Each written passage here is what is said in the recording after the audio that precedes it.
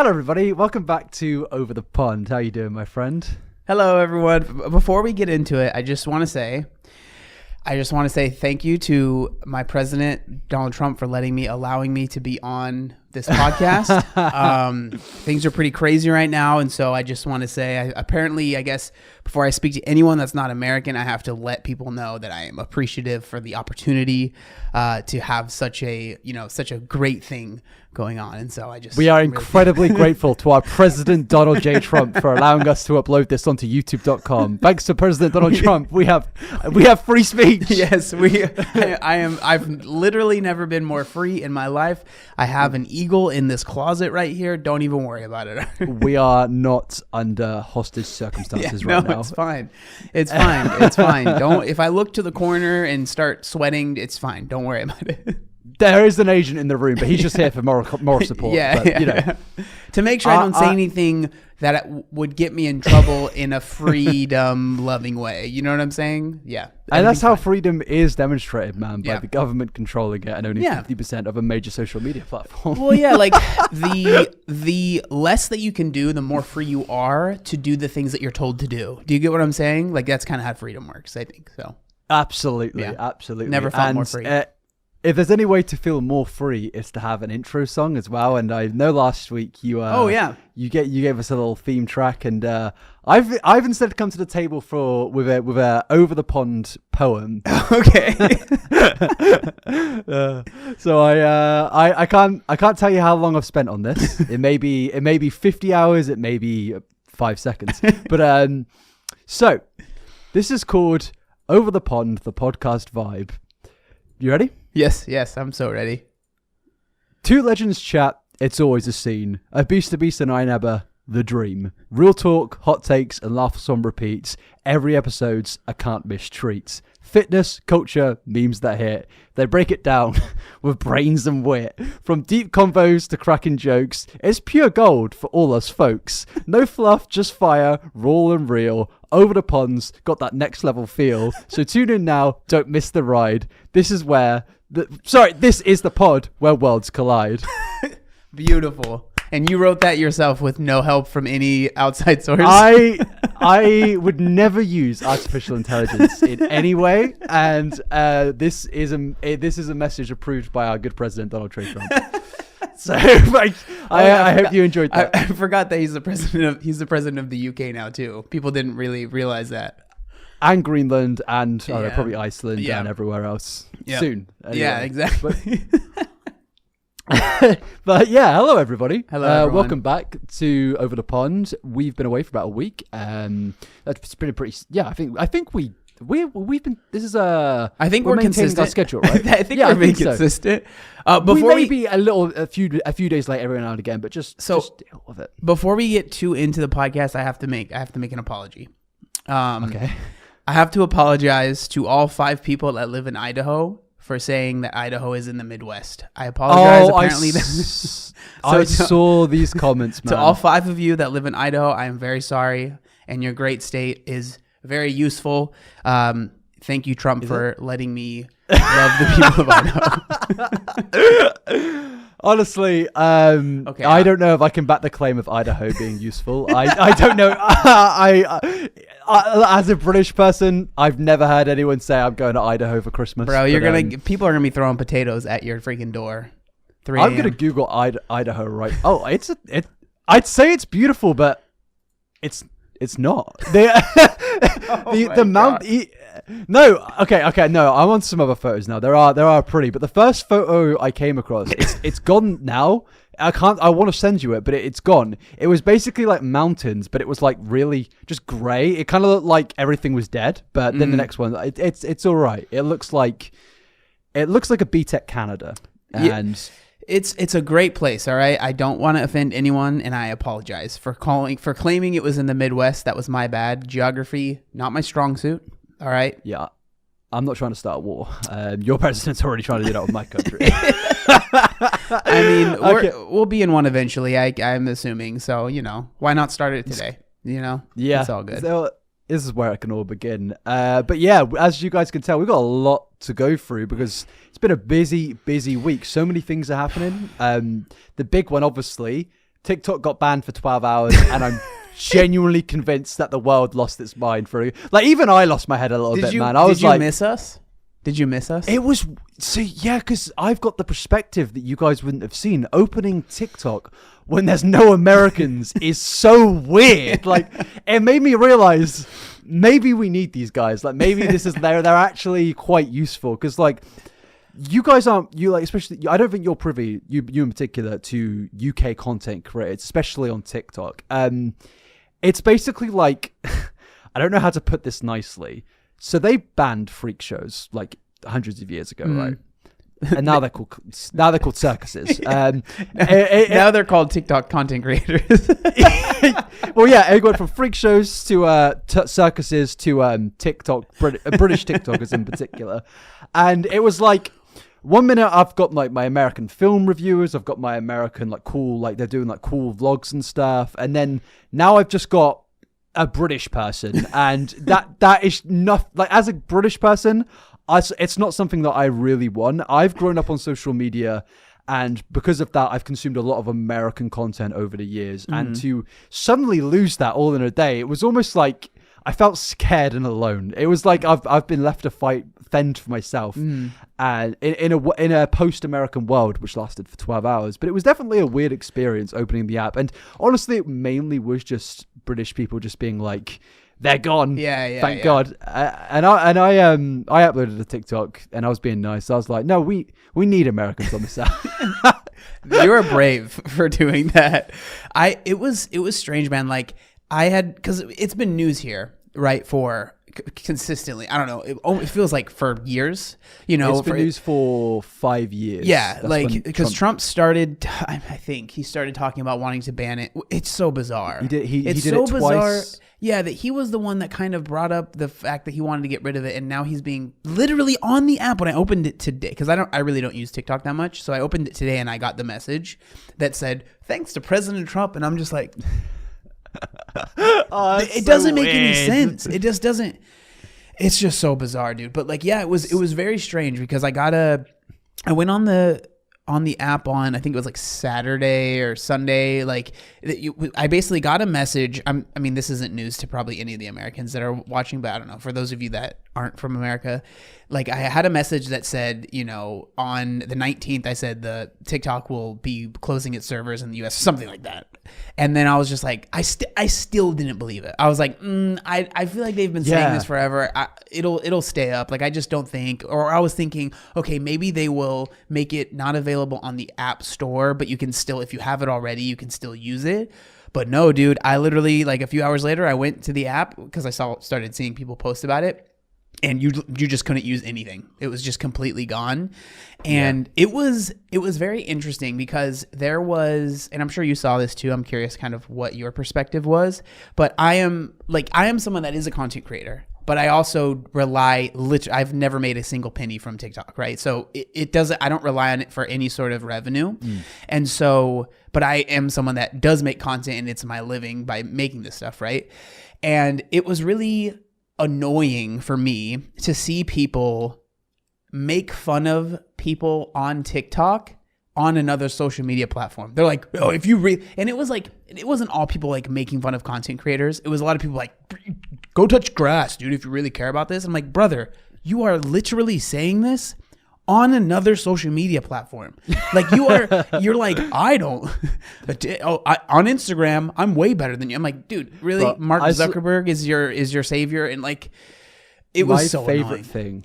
My favorite thing is like when you're on Twitter and someone uses the phrase "touch grass," and my immediate response is, click on their profile, check how many tweets this individual has. And hey, I'm not saying I'm any better, but I'm not the one going out here telling people to touch grass. And when you see someone saying, if you're really sad about TikTok dead and banned, you should touch grass, and you click on their profile, it's like 224,000 tweets. It's like, brother, I'm not the one that needs to touch grass. You need to literally have your computer devices removed from your like vicinity, because if you've got 200k plus tweets in the space of a few years, there's something wrong going on there.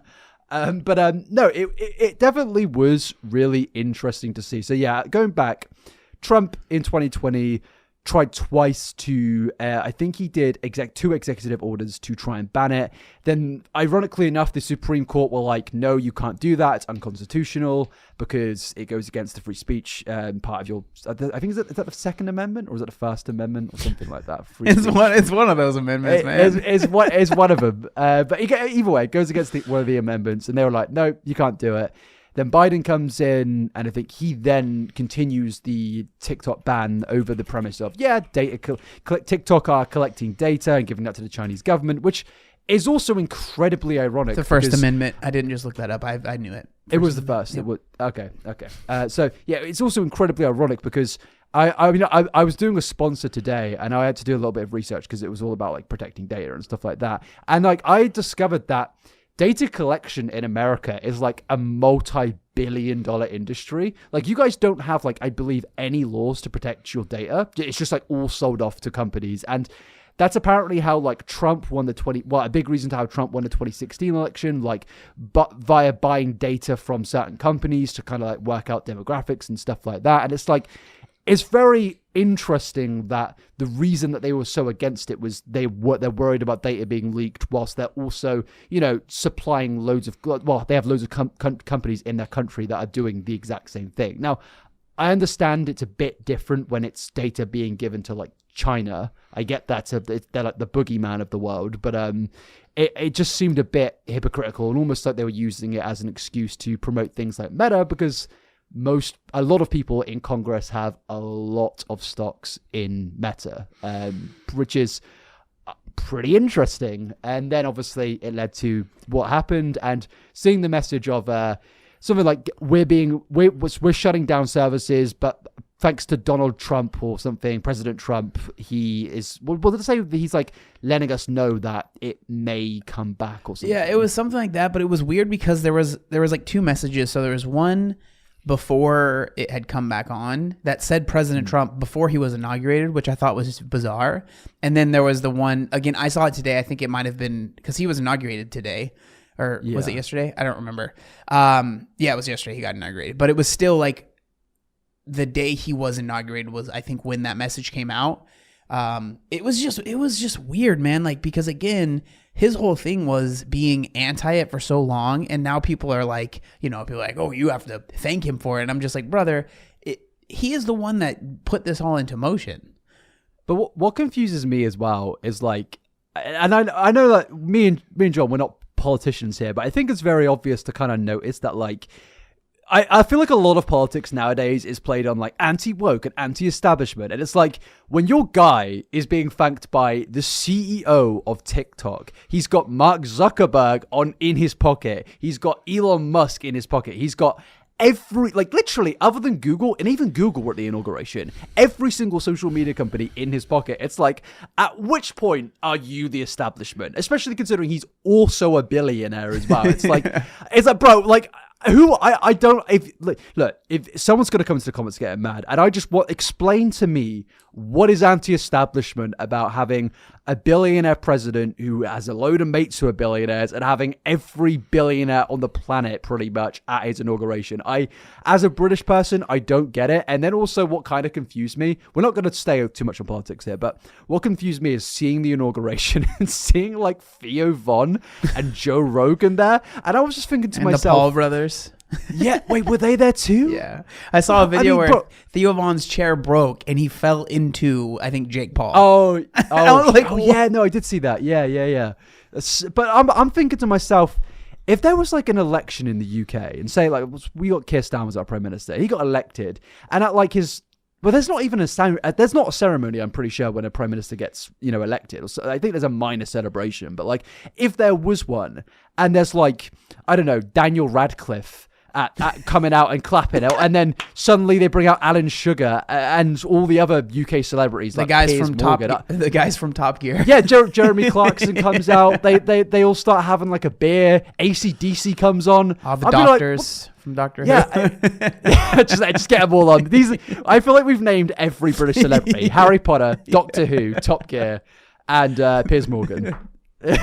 Thank you for your contribution to society, you guys. That's all we've done in the last 100 years, bro. That's all we've done. No, but it is just crazy how much it has turned into this type of thing, because it has just slowly over time become more and more and more just this show, like I remember when I was younger, it was definitely, I think as America has always been a little bit more inclined to that stuff than like the UK, but like now it feels like that chasm of differences is so vast. It's like, what interests me is, sorry to interject, when I was younger, I like, it's obviously going to come from a privileged position, obviously, but like even then though, I was like poor when I was a kid. Like we both spoke up before, we were both very, very poor.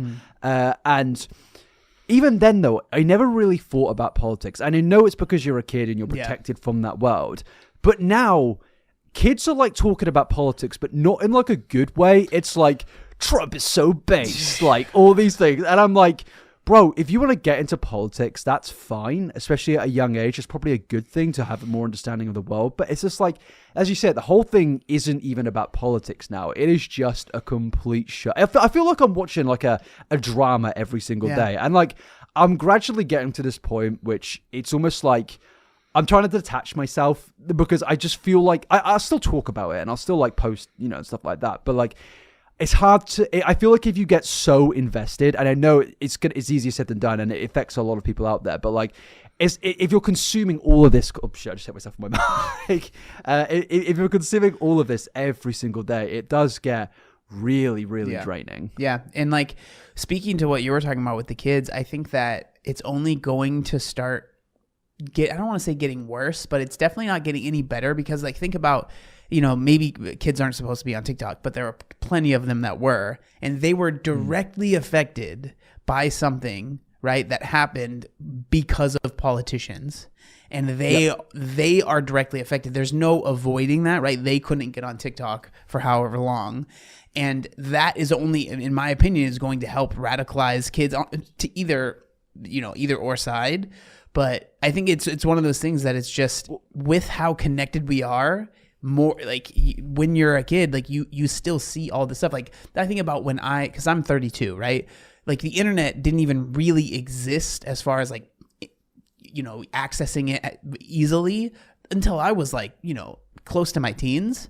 Right. So it just didn't exist. I just didn't have that access at all. Right. And even then when I did, it was like dial up. If someone freaking called the house, you just got kicked off. Right. It was like, it was very different. Now every kid has a phone. And I know I sound like a freaking boomer right now, but it's just like that. I think that's a big reason why so many kids are, becoming more aware, and I think are saying a lot of things that they are going to probably regret. And that stuff is being recorded. Like I just can't imagine. There's some stuff that I said, man, when I was younger, that brother, if that stuff came out, it would be curtains. Yeah. No, and this is the thing, man. Like I always say, and I'm about like 5 years younger than you, and I always think that personally, I think that I grew up in the absolute perfect spot, because born in 1997, I believe you're 92, right? If that's 5.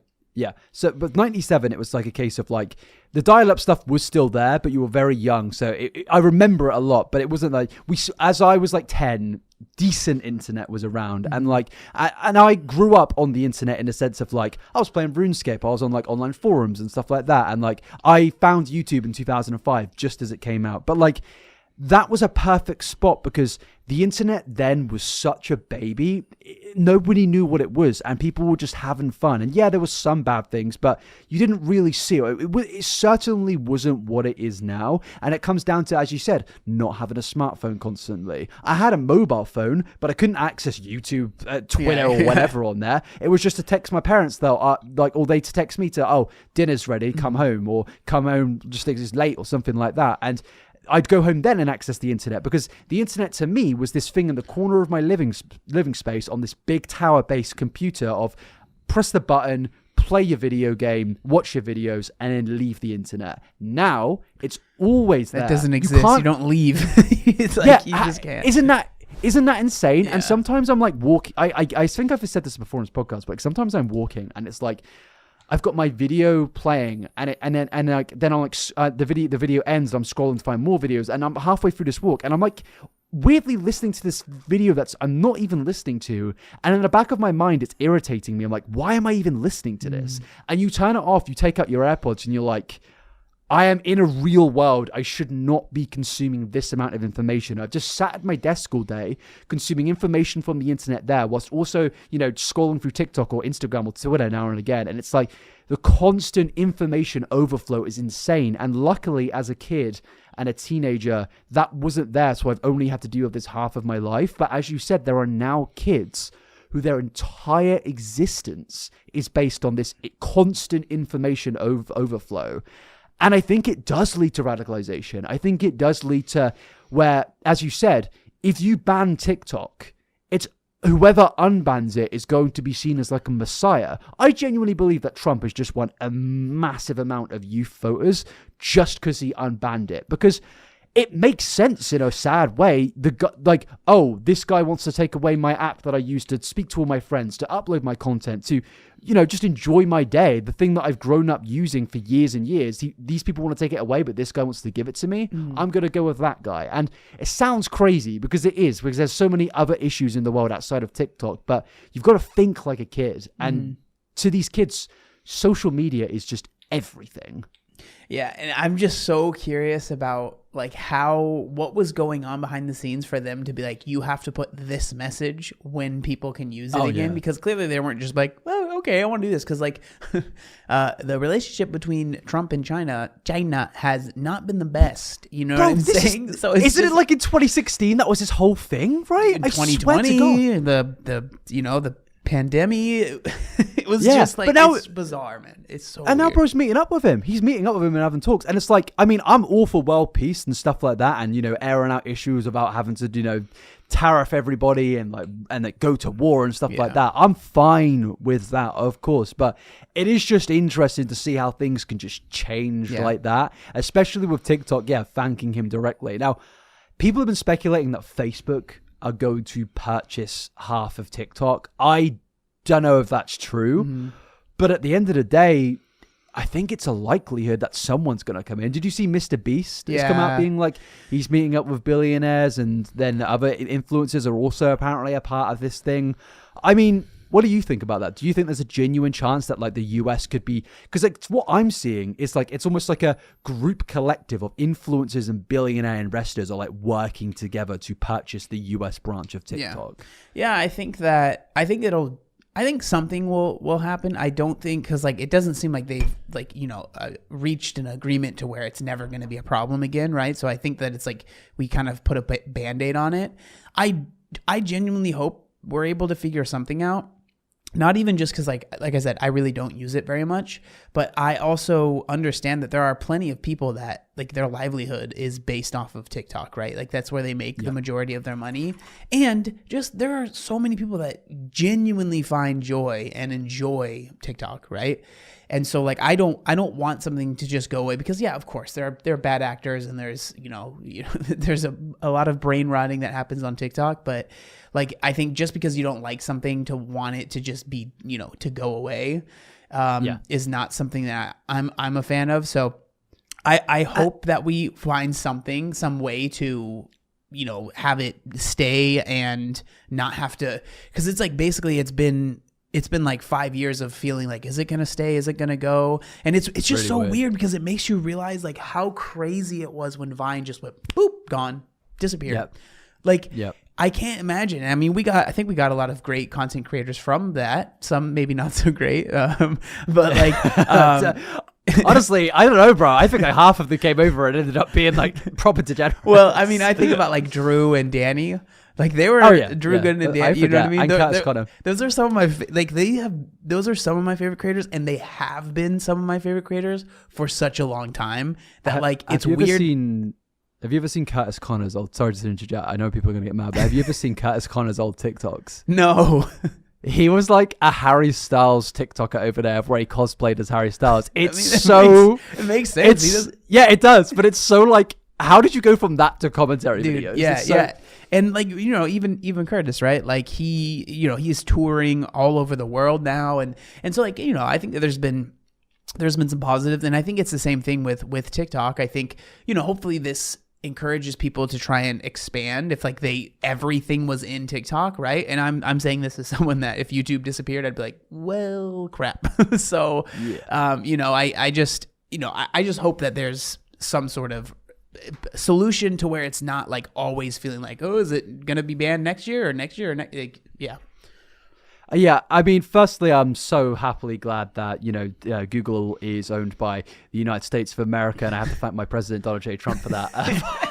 But I think that Google is like one of those sites where I'm crossing my fingers, hands up in the air to God, but like touch wood, everything, that Google is safe, and I don't think it can ever go, at least for a while, because it's an American-owned company, and I feel like Google, they're like a step above all the other social media companies in the sense of I think it's just a bit more well organized and corporate, I think, which is a good thing. It feels like a proper company. It feels like a Microsoft. You know what I mean? Whereas Twitter, maybe even Facebook to an extent, and TikTok, they're like, they don't seem as serious as Google. I know they are serious companies, but they don't seem as serious. And I think that YouTube itself is now basically the mainstream media. I don't think it's any form of alternative media anymore. Like, this site is used, I believe, more than pretty much any other site in English-speaking countries. Everyone uses YouTube and has done for 20 years now. And I don't think it's going anywhere soon. But it is terrifying that the biggest, or one of the biggest apps can just, and it's gone. Yeah. That is scary. And as you said, I think that I do genuinely believe that there is concerns to have about TikTok and its data collection. I'm not gonna like paper over that, and I think some people have. And I think the problem is, especially with what I've noticed in America and YouTube and social media, is when something's bad, I think the instant jump that a lot of people do is like, ban this thing, get rid of it, no middle ground. And it's like, well, hold up. As you said just now, there are people that have built their businesses on TikTok, not just influencers, but small businesses advertise on these apps. It's basically the prime form of advertising in the modern day. No one really cares about billboards or something like that. They care about what they're scrolling comes up on their TikTok timeline, because that's where most of our attention is diverted to, for the most part. And those ads mean so much for these small businesses. So I think that there needs to be a middle ground conversation of, well, how can we prevent these data issues? How can we actually make sure that TikTok is a safe place for citizens, not just in America, but worldwide, and make sure that TikTok remains whilst also making sure everyone's safe. But it kind of just feels that the whole process has just been, we're not going to do that. We're just going to ban it. And even if we're not going to ban it, instead, we're just going to bring it back and pretend there's no issues until the banning thing comes back. Yeah. That's what I'm curious what the next steps are, because it feels like, okay, it just didn't make sense. There was this whole thing that they made this whole big deal out of it, right? They've been talking about it for years, but like really, really focusing on it for, a few months, at least here in the States. And it was like this huge thing. Oh my God. And then they do it and it actually happens. And then 12 hours later it's done. And it's like, I can go on the app right now and it's like nothing happened. I just don't get it. There was like a doomsday counter, I swear. It was weird, man. It's just very strange. So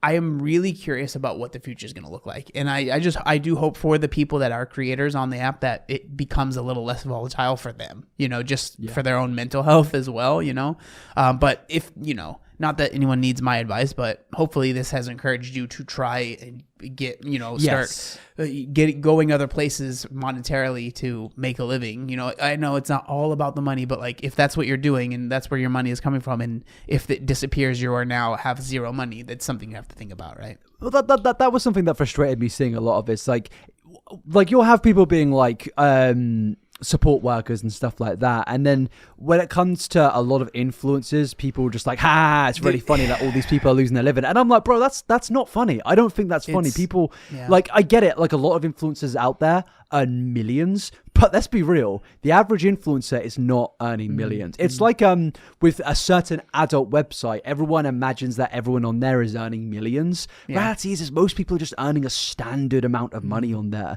and the same goes for social media. Most people are just getting by, and if that's stripped away from them, it's the end of the world for so many people. You know what I mean? Yeah, and I think it's sadly, the whole influencer thing is such a tainted word. You know, it's why like if someone asks me what I do, I will never willingly say I am an influencer. You know what I mean? Bro, and same. so I will always say a content creator or a nutrition coach because I try to avoid it just because people have their own ideas, and then sometimes people almost get so excited and they're like, oh my God, and they want to ask me every single question about what I do. How do you make money? What do you do? And I'm like, I mean, like, I understand it's nice that people care about that, I guess, and maybe it's me being a little, you know, standoffish, but it's just like, it's very weird when you tell someone what you do and then they ask you 50,000 questions about like how you make money and how much do you make, and I'm like, bro, what? This is so like but yeah, so like, I don't know, we'll see. I'm curious. There's really not much else I can really say. I've done, you know, like a basic amount of research, and obviously I experienced it myself, but I can't say that I've been up at night thinking about it too much, you know, because like I said, like I don't use it too much, and that's something that maybe I probably should do a better job at, but there's so many short form video places to put videos now. It's hard, man. Yeah, I'm honestly, for me, when it comes to short form content and posting it, I'll be real, it's just laziness. I'll make my videos, I'll spend all day making them, and then it's like, bro, I don't want to make it into a TikTok. And I'm like, I've got 1 million subs. Like we've got all our subs. We don't need to do that. But like, honest advice, if you are a small content creator, TikTok is a great way to grow.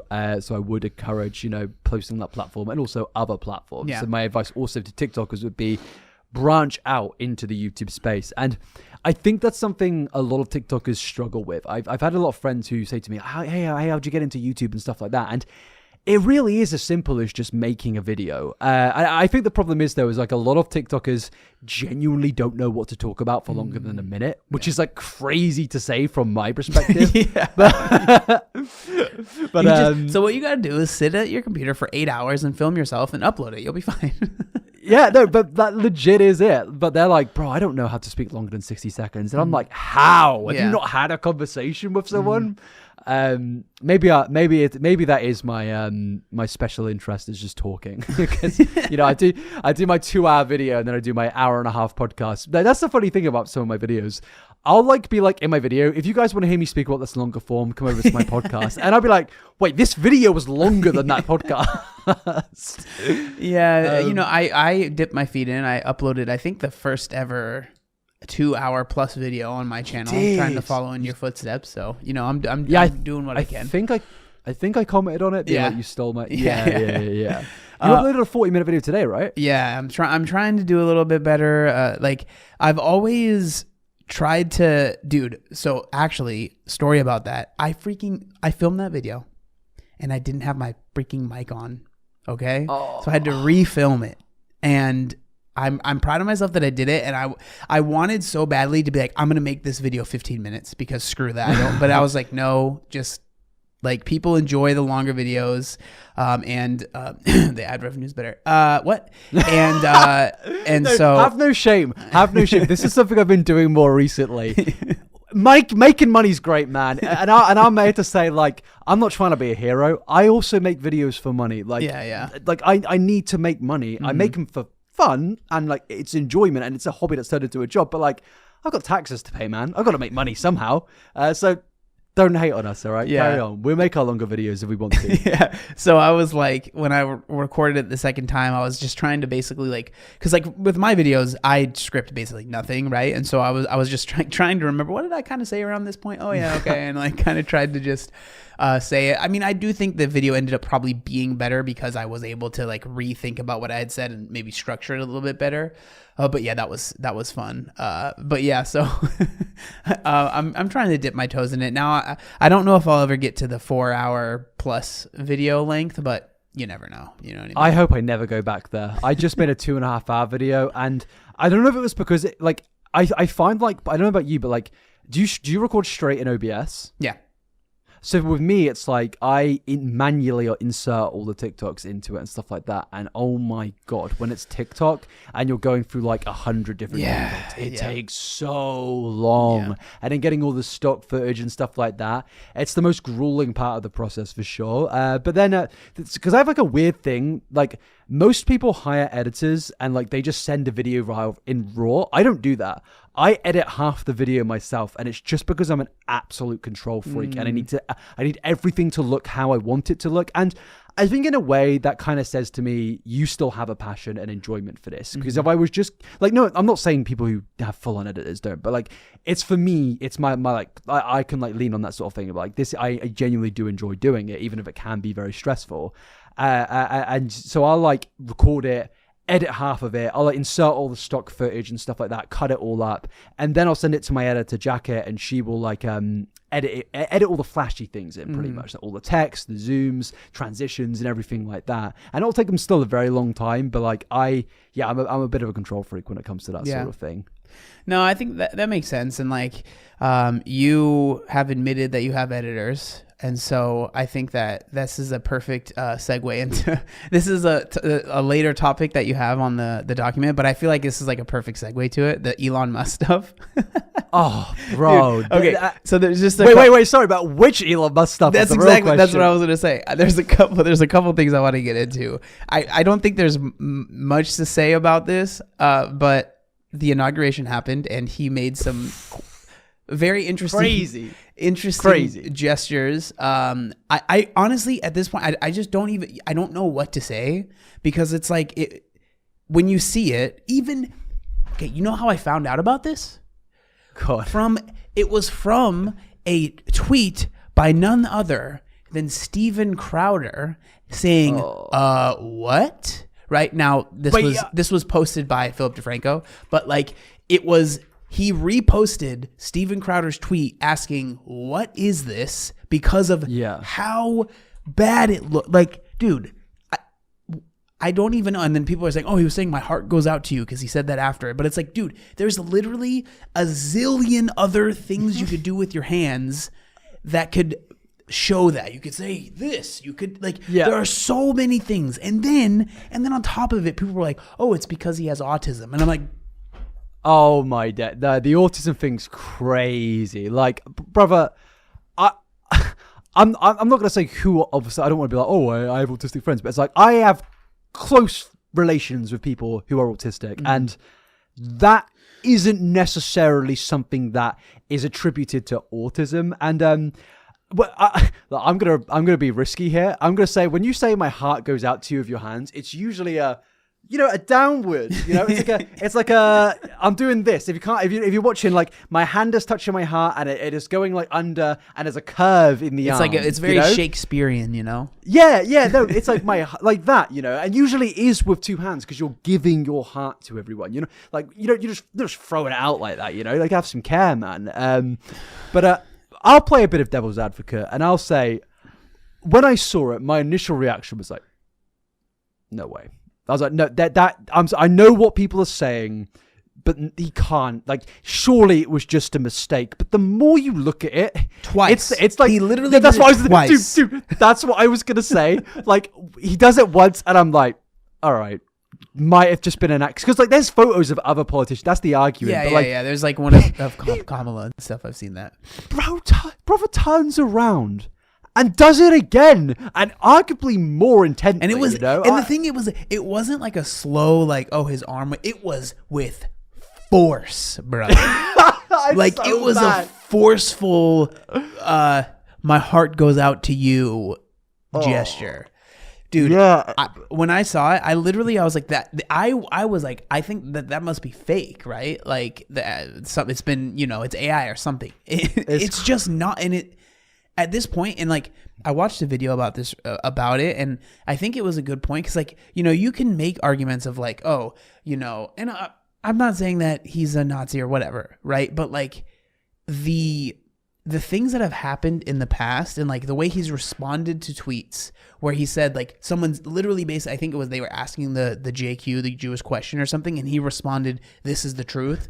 Like, there are so many little things he has done that have, in my opinion, dog whistled to, at the very minimum, being at least okay with people asking that question and doing that stuff.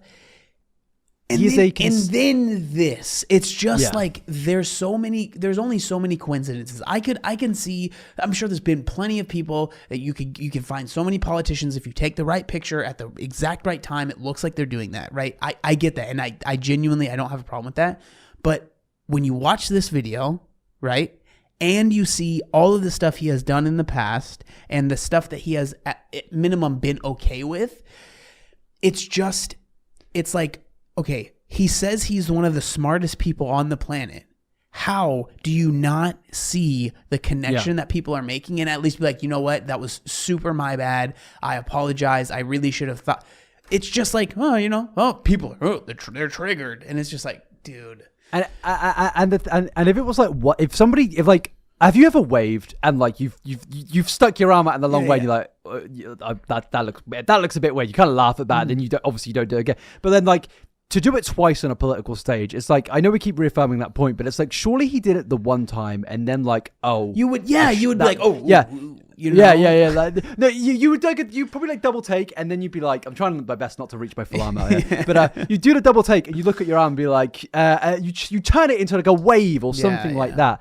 But he did it again, and then as you said, he has a history of perpetuating a lot of dangerous conspiracy theories, and he's been disproved on so many different things. It's again like, even if he didn't mean it, when you can't blame people for not thinking it, because you add all these connecting dots up, it just very much is very, very weird and suspicious. I mean, again, it is hard to believe almost because of how insane it is on the main stage of the United States of America, the inauguration for the what do everyone call America? The leader of the free world or whatever, like the powerhouse of the world. And to see that, bro, if we saw that in China, in North Korea, in Russia, we would be going insane if any of their leaders or co-leaders did that. So why is it any different in America? If in the UK that happened, they would be kicked out from office immediately. And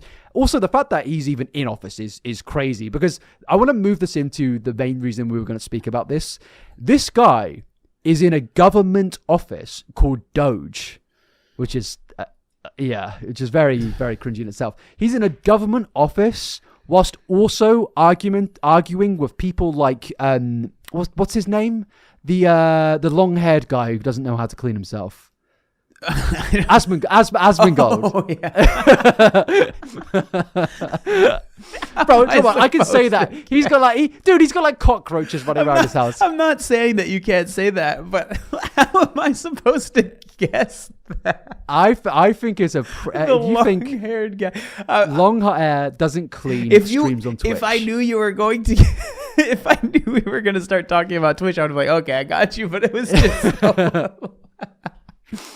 I could just be speaking about some random politician. No, but this whole thing, like, I think I don't want to cut you off, but I think going into it, I think what I have realized, and I'm not the first person to say this, but I think Elon Musk, it's unbelievably clear that he wants people to think he is cool. That's like, bro, he wants to be Iron Man. Yes, like that. And at the end of the day, I think that's where so much of this stuff comes from, is he wants people to think he is not just a billionaire, not just super, so smart.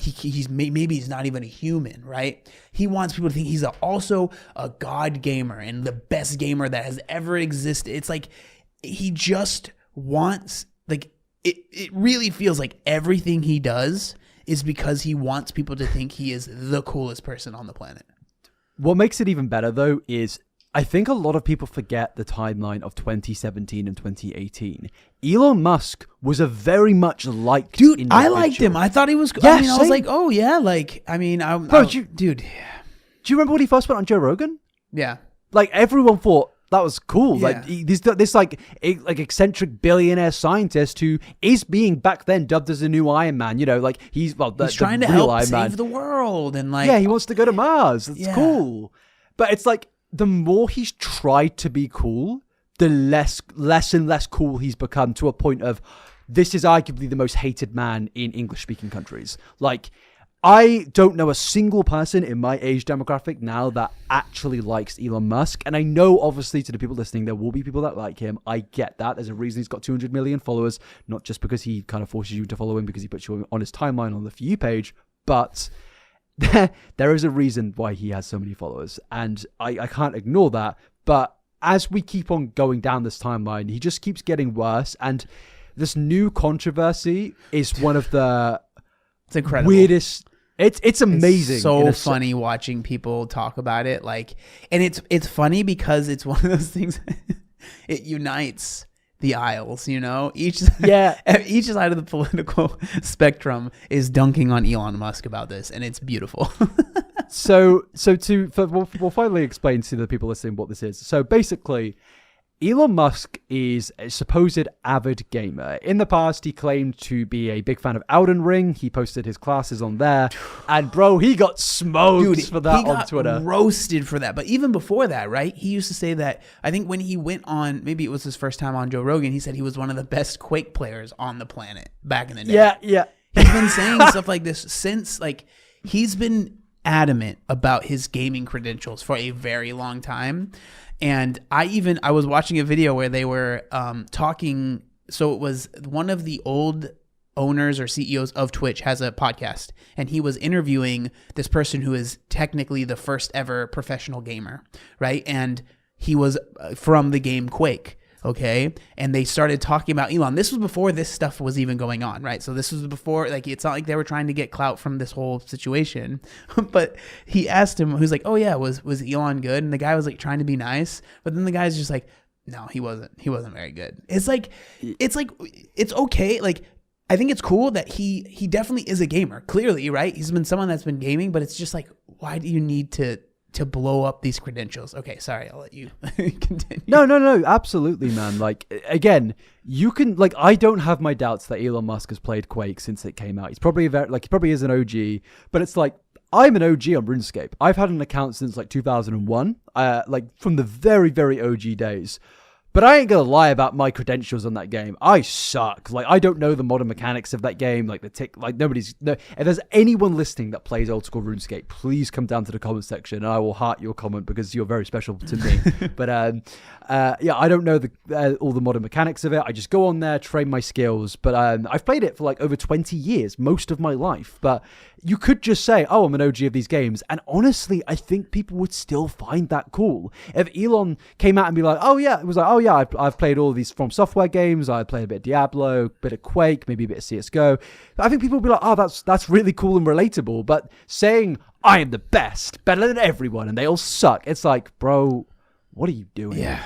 But the new one is, of course, involving a game called Path of Exile 2. Now, I've never played Path of Exile. I believe it's like a dungeon scroller game. Have you played it? It's like I think from what I've understood about it, it's like an ARPG. So similar to Diablo, to the Diablo games. I guess it's a little bit different. There's definitely variations, but if you kind of understand Diablo, you kind of get the gist of Path of Exile too. Yeah. And basically what happened is Elon came out claiming that he is like I think it was like in the top % of players on the game, right? Yeah, I think he said top 20, and I think he said top 20 in Diablo, but then I think he was saying like he was like one of the top in Path of Exile, and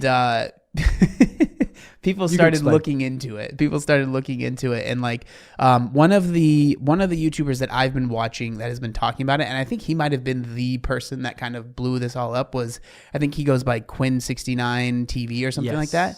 Yeah, and what's interesting about his videos is that, one, he's pretty funny. I don't know much about the guy, but he's pretty funny in his videos. But he even like said that he was an Elon Musk like fanboy back in the day. Like what you were saying, right? He was like, you know, he would talk about gaming. He's like, oh, that's cool. Elon's a gamer. You know what I mean? Like that's dope. That should make you like him more, right? Like he was talking to his chat when he was talking about this. But then Elon came out and was saying that he was one of the top players in Path of Exile. And so the thing that, for people that don't know about these games like Diablo and Path of Exile, and I play video games. I've never been top % of any video game at all. I'm definitely not a capital G gamer. I'd say I'm more of a lowercase G gamer. You're a little casual. Yeah, I'm definitely a casual gamer. So you know what I mean? Take this with a grain of salt. I think hearing your take on it will be cool too, Fraser, because I think you have at least a capital G in your gamer card. But like these games they require, if you're going to be one of the top players in the world,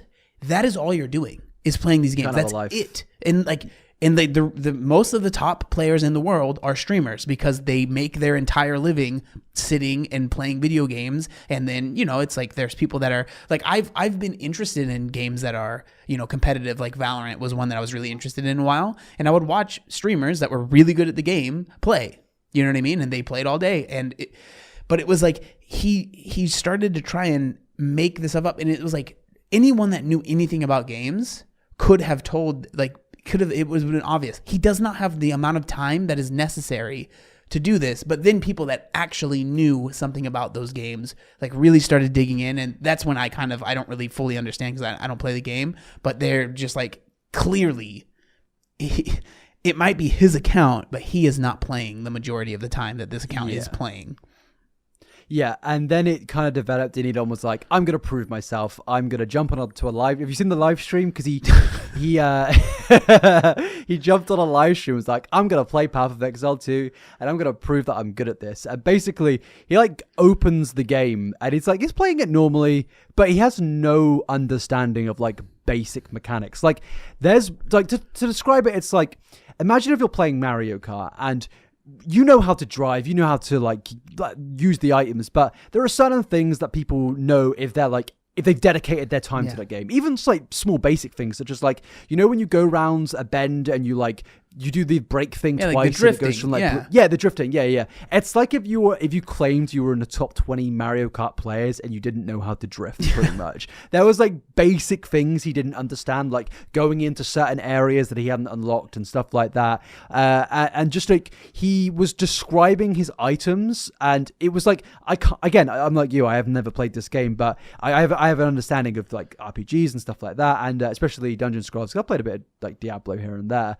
And it was he clearly does not know what he was talking about. He was like, "Oh, my extremely legendary item, which only 2 people in the game have, is only level 67 out of 100." But that's that item, regardless of the level, it would destroy every boss in the game. And then it gets better and better. Hold on, somebody's messaging me. I need to mute them.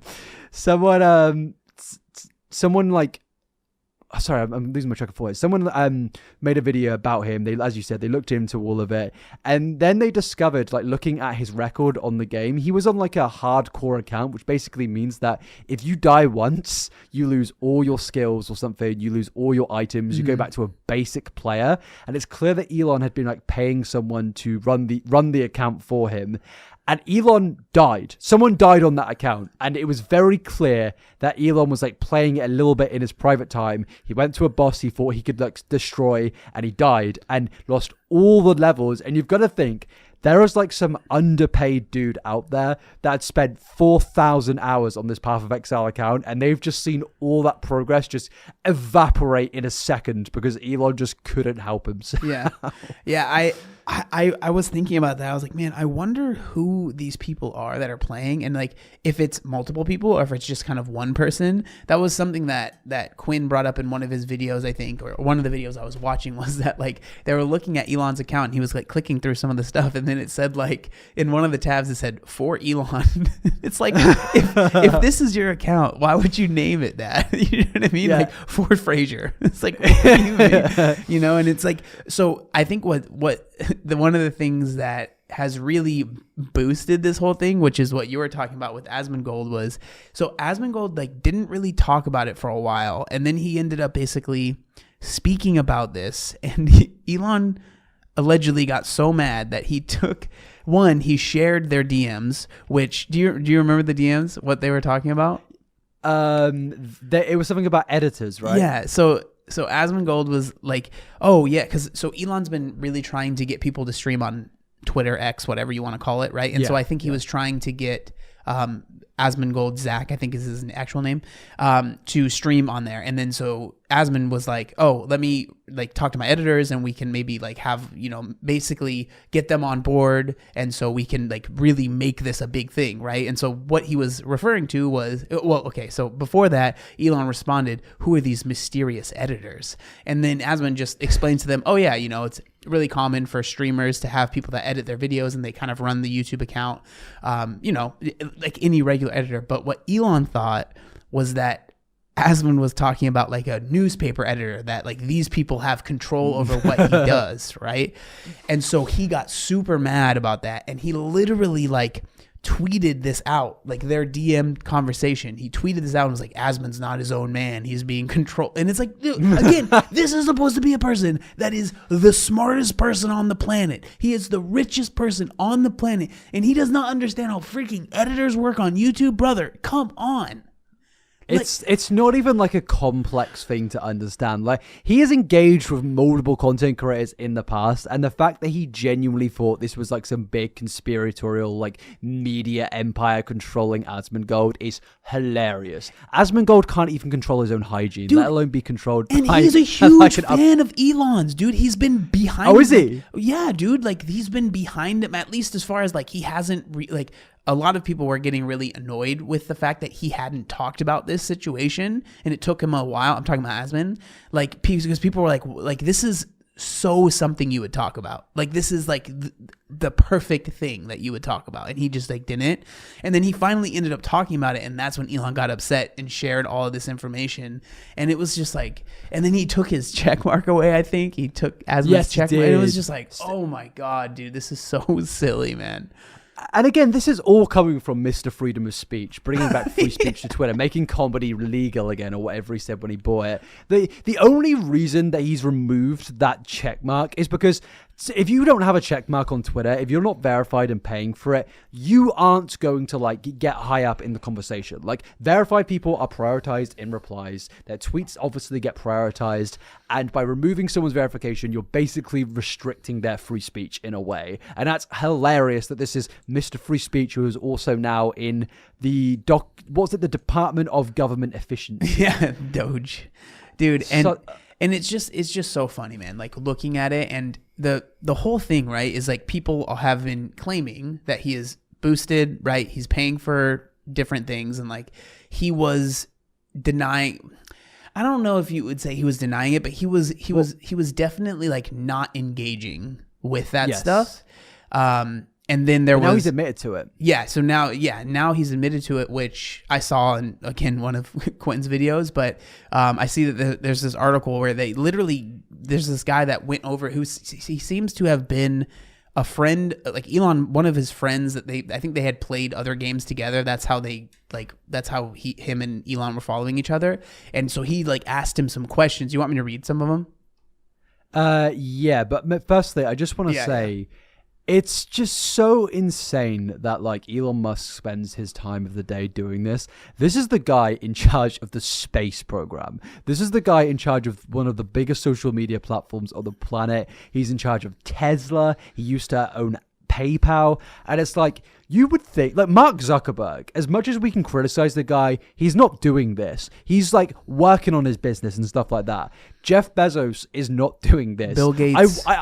Yeah. They're not doing this. They're doing things at a time which to them is valuable, you know. They're like constantly trying to extend their profits and stuff like that.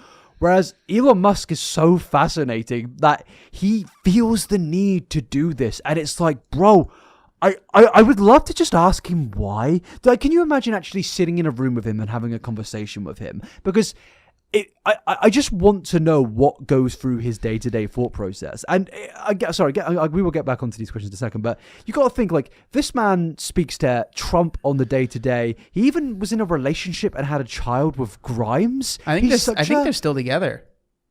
Really? I think like she. The reason that I say that, maybe I'm wrong, but she was like defending him on Twitter about how he's such a god gamer. Imagine getting the mother of your child to defend your gaming skills. I kind of respect that, actually. That's kind of hilarious. I mean, if my gaming credentials ever come into if people start scrutinizing it, I'm gonna call Amanda and be like, you got to send a tweet out. You got to protect my legacy. Defended by Outer Ring classes. Yeah, he was almost gold in Valorant one time. All right, professional gamer here, dude. I think we're inevitably waiting for Elon Musk's discovery of League of Legends. When that happens, when League is discovered by Elon, then all of the terrible things that we're now saying to him, that actually will happen. That game will send that man into a spiral, because I've seen League of Legends break a lot of people. Like, I've had friends come to me being like, I've done it, man. I've finally quit. And I'm like, you've quit? What have you quit? And they're like, I've quit. My addiction. And I'm like, oh my God, I didn't realize that you were like addicted to something. This is like new to me. And they're like, yeah, I finally quit League of Legends. And I'm like, yeah, I refused. I refused to even try to start playing that game. I've heard too many people say like it's just not worth it. It's not worth it. I am sad to admit that I created a League account way back in 2013. I can say that I'm somewhat of an OG on that game. Like, look, I don't know if you've seen Arcane, but like that, yeah, Arcane's awesome. I don't understand how those two shows come from the same thing. Dude, yeah. When I finished Arcane, I genuinely loaded up League, got into a game, and I was like, I want to kill myself. I almost I think maybe I did download it. I don't remember, but then I never ended up playing it because I was like, I don't know how to play. I don't think I have anyone to play with, and I was like, honestly, from everything I've heard, I probably shouldn't start playing. If there is any like valid way to criticize the Chinese government, it is League of Legends. Like. All right, let's get to those questions. Not questions. They are questions. Yeah. Things that were asked to Elon. Yeah, so I guess I can just kind of read. So like for a little bit of context, again, he's been for the most part like denying it, but more than that, he's just been avoiding, right? Like he hasn't really been saying much. So this comes from, I'm going to start kind of in the middle here, because he DM'd with this guy on Twitter or X, and the guy posted his responses, and like you could see, like it's clearly him. He clicks on his profile. It's not like Photoshop. So it says like the revelation came in DMs when he seemingly exchanged with YouTuber Nico Rex, which were subsequently shared in a video, right? He uploaded. In it, Nico Rex shared screenshots of DM exchange with Musk, which tech billionaire, of course, he's a fucking billionaire, apparently said so we're crazy. Okay to publish, whatever. But so if we go here, one of the questions, have you level boosted and then had someone else play your accounts and or purchase gear / resources in Path of Exile 2 or Diablo 4? And Musk responded with a 100% emoji. 100, dude. I freaking did that. Hell yeah, brother. And then he added, it's impossible to beat the players in Asia if you don't as they do. So I don't think we really even need to go honestly into more of it, because that's his crux of the argument, is that other people are doing this.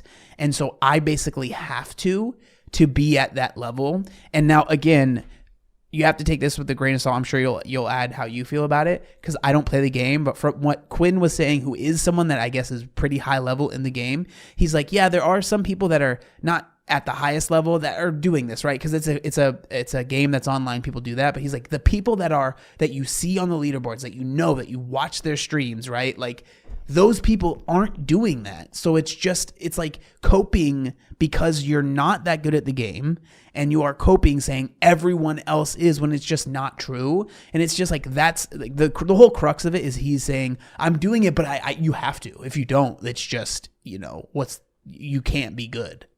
Which actually isn't true. I know so many people out there like that have dedicated practically their lives to some video games. And yes, obviously there are people out there that dedicate everything, but it's not just like an Asian thing.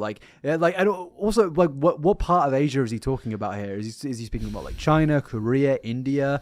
I don't really understand what that is even meant to entail. But either way, like I think it's pretty funny that the guy, somebody's messaging me again. I need to like mute all my notifications. 1 second. So unprofessional. So popular, bro. Yeah. Okay, muted. Nice. Yeah, so what I was saying, it comes under the whole like thing of him desperately trying to be cool. Like he feels the need to pay boosters so he can come onto his social media account with 200 million followers and let the world know I'm really good at this game. And bearing in mind, and he doesn't always freaking do it. I just don't get it. But he also wouldn't have admitted to this if he didn't face the pressure. You know what I mean? Like, there's no way he would come out being like, "Oh yeah, I 100% boosted 100." Like, he would not. He would not do that at all. Yeah, I just scrolled down in this article as well, and the Grimes tweet is provided.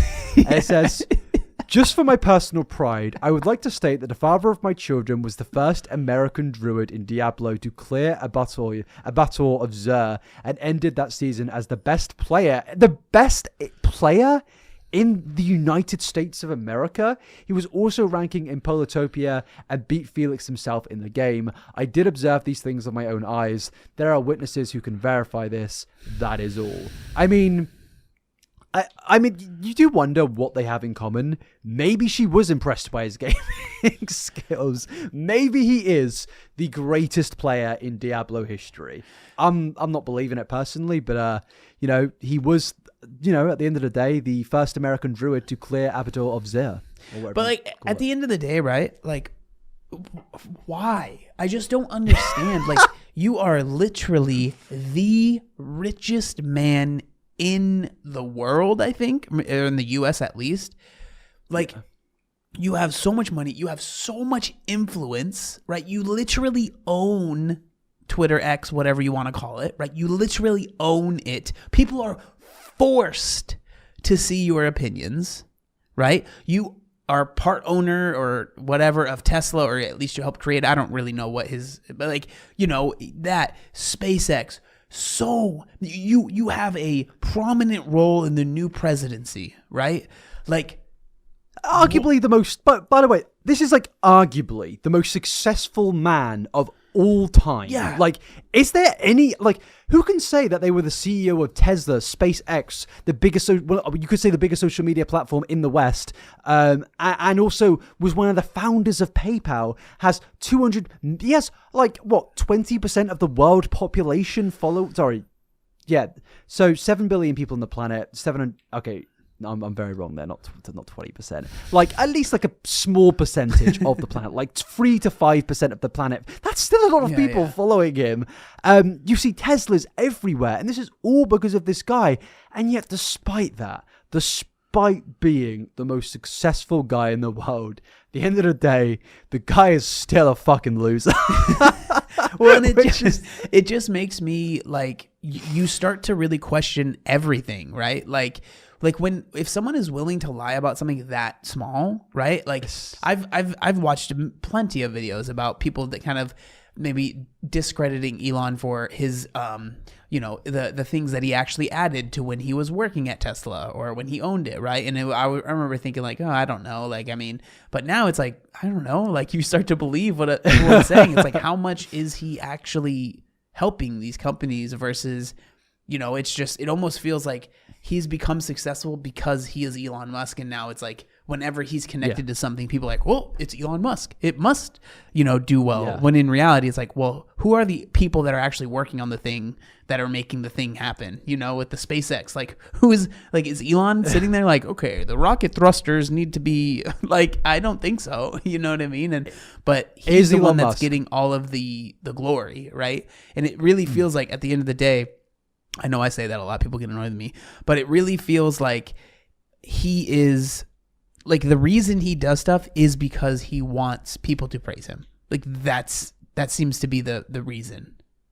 Yeah, and we're not even sure what we're praising. Like, this guy is, like, arguably the greatest psyop of all time. Yeah. like I again, as you said, like, I admit, when the criticism campaign of Elon Musk began, a few years ago, I kind of sat there being like, the guy's clearly a bit cringy, but, like, I think he's done a lot of cool things. And there were people out there saying he's not even intelligent, he's not smart, he's not a genius, he's not the reason that all of these things have been created. He's just a guy that's claimed all the success. And back then, as you said as well, like, I used to be like, oh, I don't know, man. Like, he's got to have contributed something. Like, the guy clearly has done things, because how would he be here? But as you said, I think he is just right now, especially running off the coattails of being Elon Musk. Because realistically, what does this guy even do other than like seriously? I don't actually know. He sat on Twitter constantly. Like, if I go to Elon's Twitter page, I'm guaranteed is there going to be a tweet like his last he just goes on random spews of like random things. Like, his last retweet was about the dawn of a golden era, which is obviously an anagram for Doge. He like tweets he goes on rampages. Like, the other week he was like tweeting every single second about British politics. Like, it was all he was doing for a week straight, and like, it was leading to like threats being made towards our politicians, like actual serious threats. People seemingly were like actually scared for their safety, and it's like, what does this guy do other than tweet, I'm an awesome guy that's in charge of getting us to Mars? It's like, are you getting us to Mars, or are those genius physicists that work for you getting us to Mars, you know? Yeah. And are we even getting to Mars? Because the other day I saw a SpaceX rocket blow up in the sky. Well, it's so interesting how how public opinion has kind of shifted on him, because I just remember for the longest time it was, oh, he's one of the good billionaires, you know, and like everyone hated Jeff Bezos and Bill Gates and stuff, and now it's like Elon Musk is at the top of so many people's lists, and it's just so interesting because it's like he's burned. It's crazy the amount of bridges he's burned while still maintaining the amount of influence that he has. It's mind blowing. Like you said, the only people I know that are like, oh, I don't mind Elon Musk, are people that, one, are just not on the internet at all, and they're like, Tesla seems cool, right? Like, it's just like no one likes him anymore. Yeah. Bro, even my parents were like, and they're like not like far lefties or anything. They're not even lefties. They're just, you know what parents are like. Like, even they think he's cringe. Yeah. And I'm like, if the older people are thinking he's cringe, and we all think he's cringe, like, at the end of the day, it's going to get to a point of, I mean, surely even the right wingers are going to start to turn on this guy. Like, they did recently, because Elon was like, came out supporting, like, I think it was like, he came out supporting a certain migration-related worker bill, and all the right-wingers went mental about it, and even he lost support there. And I think at the end of the day, Elon's like trying to appease so many people, but in the way, he's like annoyed so many people, and that's led to him lashing out and getting angry. Like, I just opened his Twitter. This man's calling for the defunding of Wikipedia. What has Wikipedia ever done to anyone? Like, yeah, free speech, baby. You know what I'm saying? Yeah, yeah. He's mad that so on Wikipedia it says that numbers of paragraphs mentioning the term of far right extremism is 14,000, and the number for far left is around 4,500. And because of that, he's saying we need this guy who has so much influence, is in a government position, is saying that we need to defund Wikipedia. Now, sorry if people are going to get mad at this, but I don't think I'm going to listen to Elon Musk, the guy that pays for boosters on Path of Exile 2 for his political takes, if I'm being honest with you. Yeah, man. I again, it's like, I am so curious to see where things are going to go, and it's honestly, it's kind of scary, but like, we're one day into this new presidency, and there's already been all of this stuff, you know, with the whole my heart goes out to you type this stuff. Like, and like, did you see some of the videos of him at the inauguration?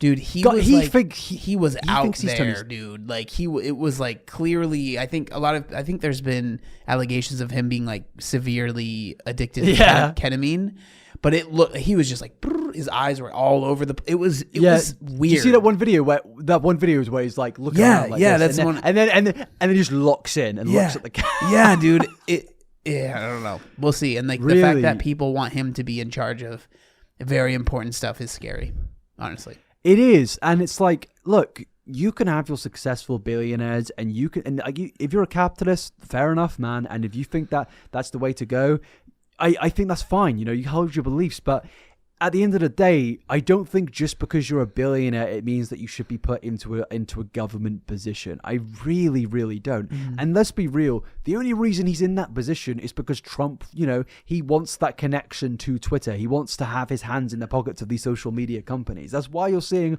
all these companies now just bow down to the guy. I mean, it's fascinating to see this political shift. I say that this happens like every 4 years, where America in particular just seems to shift from one extreme to the other. 2012, we've got Obama in a massive record landslide. Then we've got Trump. Then we've got Biden. Then we've got Trump. And, you know, probably in the next election, whatever Democrat leader it will probably be a Democrat, because it just kind of feels that America can't really make their mind up, like, ever. I mean, in a way, it's a good thing, because it does show that there is a lot of freedom of expression. But with where it's going in this case, I'm scared for you guys. And given that you guys are basically in charge of the world, as much as people don't want to say it, like, it's even as a Brit, it's kind of scary. Because even going back to the TikTok ban thing earlier, like there was talks in this country about TikTok being banned because people were like, well, America have done it. Well, we've now got to do it. Because that seems to be what all Britain is nowadays. If America do it, we do it. It's like in every, even now with AI,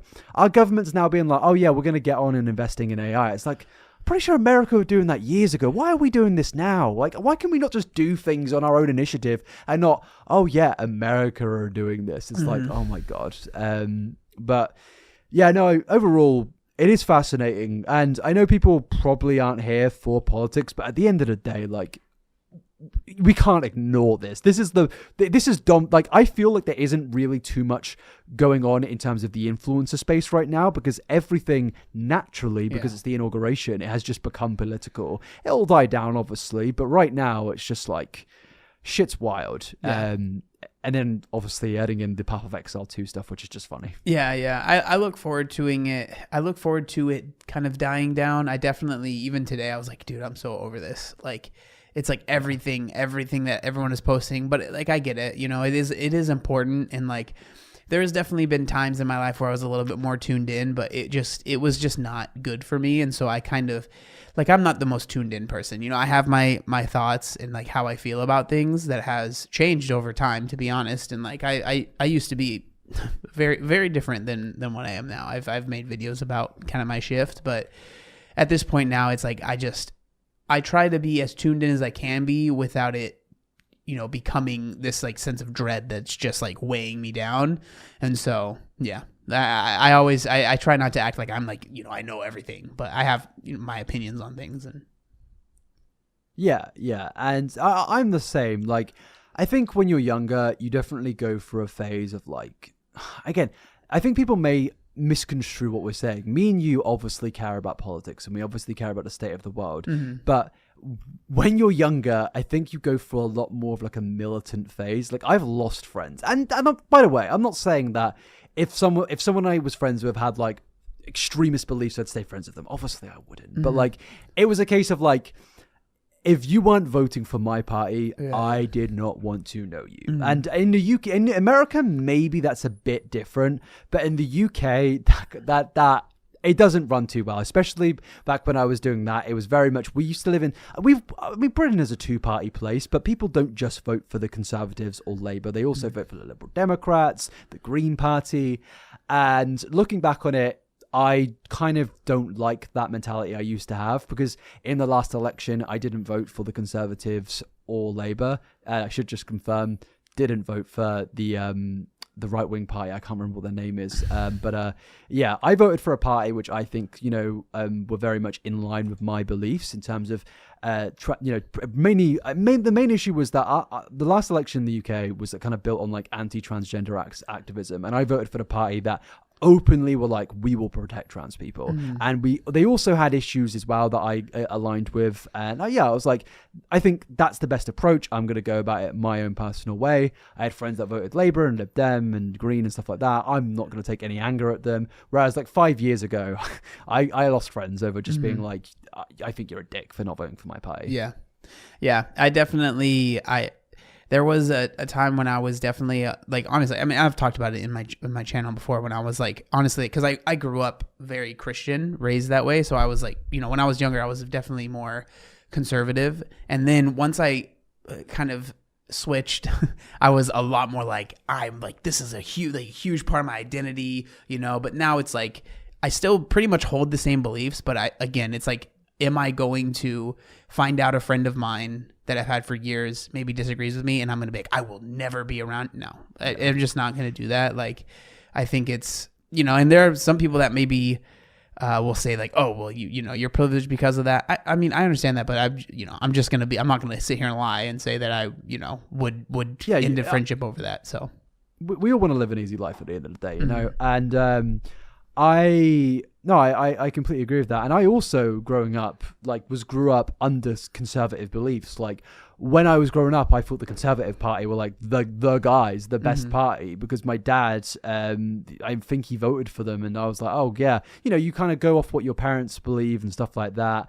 And I was just like, yeah, I have conservative beliefs. I mean, I'll be real. There was even a point, which is ironic considering I'm bisexual. I was questioning the idea of gay marriage because I've had family members, this is when I was younger, but family members were like, oh, it's a Christian ceremony. And whilst I don't have any issues with gays, it should just remain that. And I adopted those beliefs when I was much younger and thought that's the way to go. But then you kind of realize that's not, I realized that's not, fundamentally, that's not right.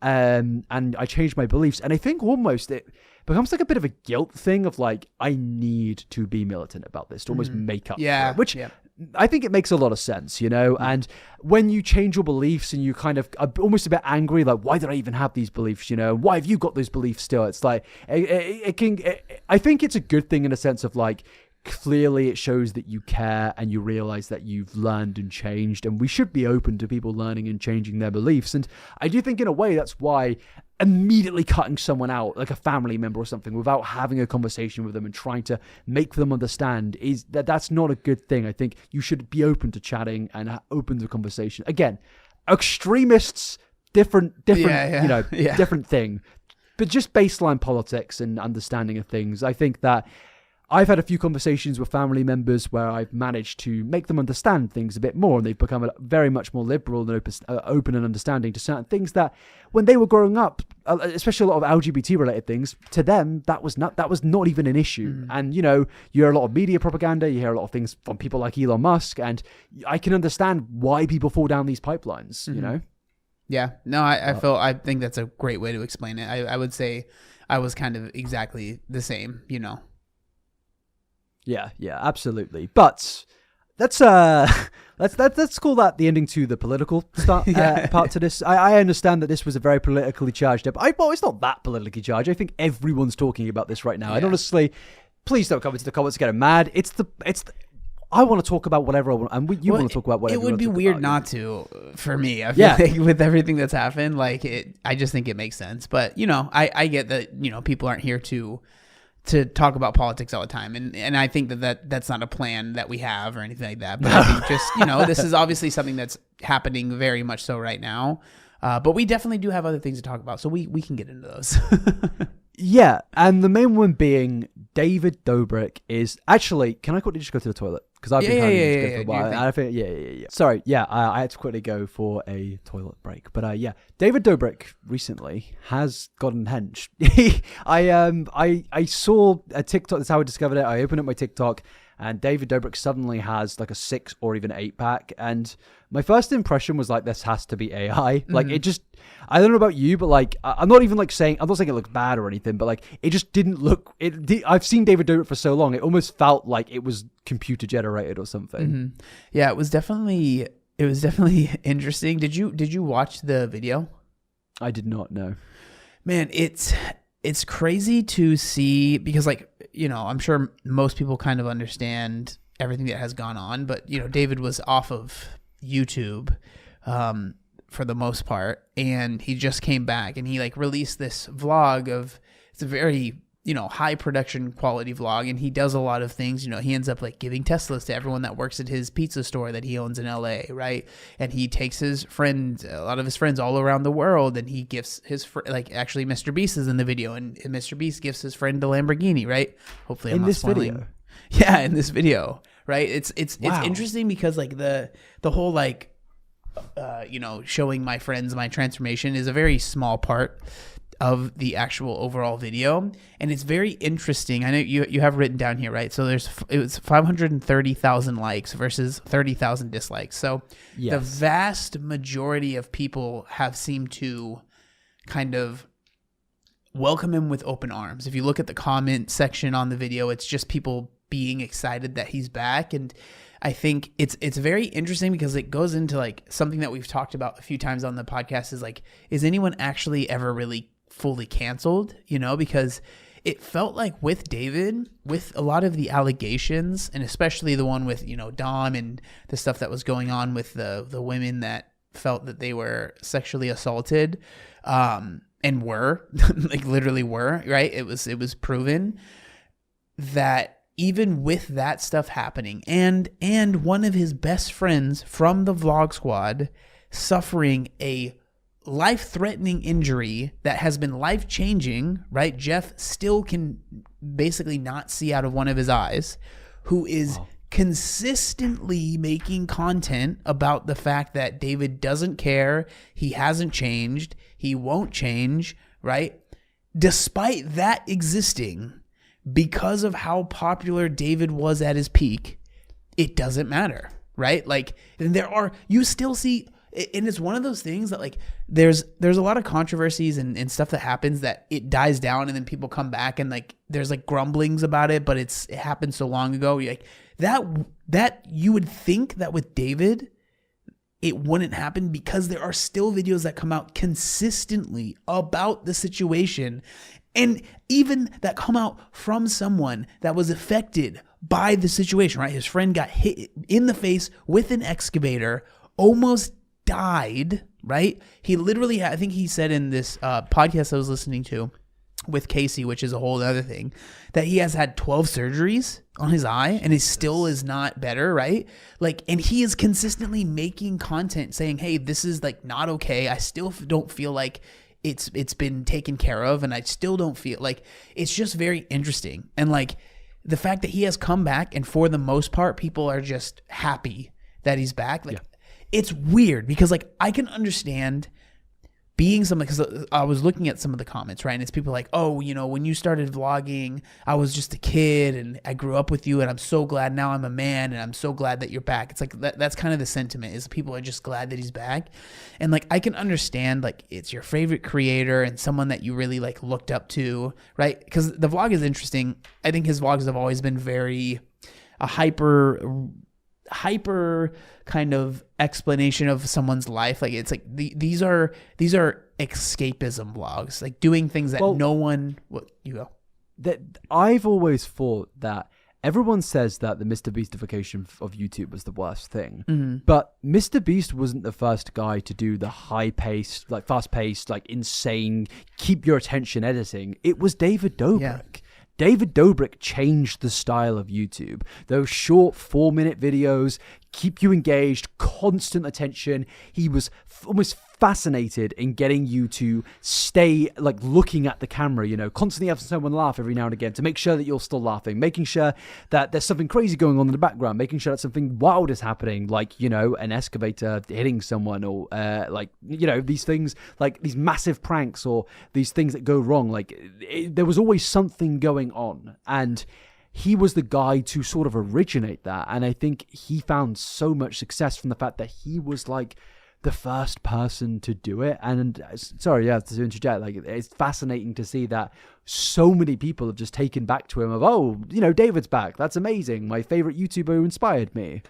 Yeah, and like I think that there would have been, and still maybe is, a way for him to like kind of redeem himself, but I feel like it would take genuine work, and it doesn't feel like that's really happened, right? He kind of disappeared and he was on Snapchat, and that's kind of the only place that he existed.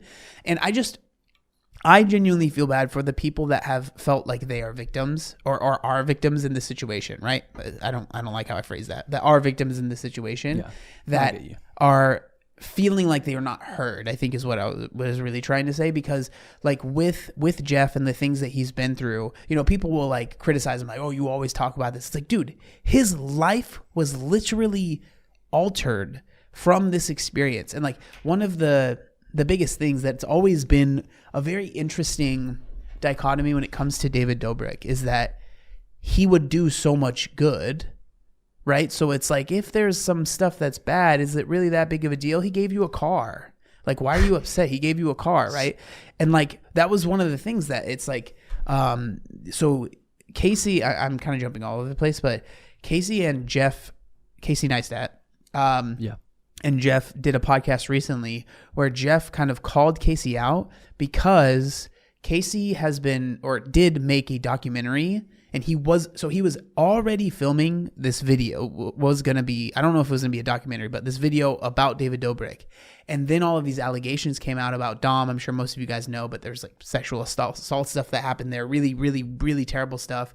And then the stuff that happened with Jeff, all of that happened while this documentary was being filmed. So it went from what Casey said was supposed to be a video about, oh, this is, David Dobrik. He kind of, started from nowhere, because that's his story, right? He started from kind of nothing and he built this empire to then it turned into a lot darker of a thing.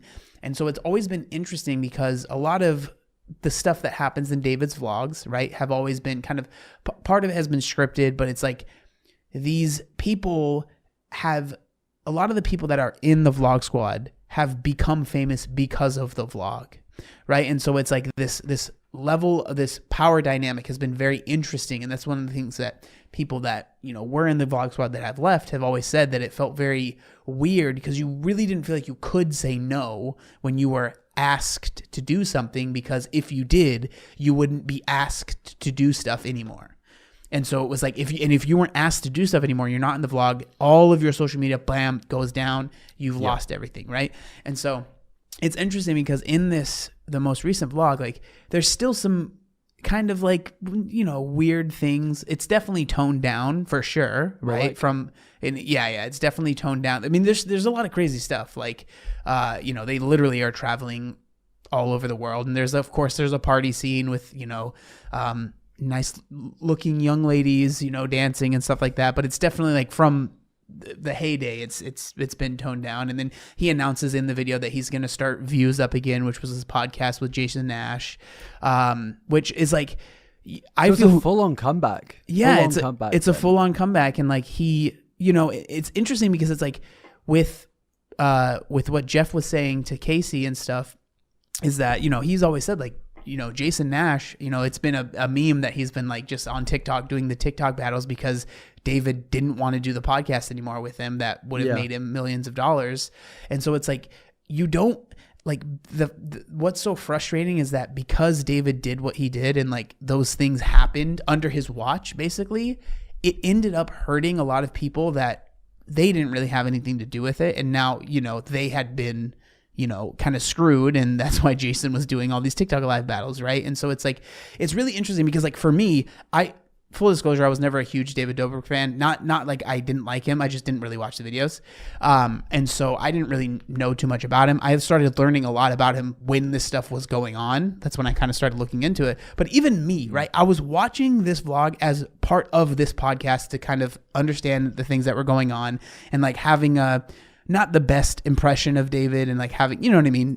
I have my own biases, but I even caught myself smiling, laughing when I was watching this video. Like there was really cool things that happened, right? Like gifting these people that work at your pizza place a freaking new car. Like that's really cool, right? Like that's a cool thing that happened.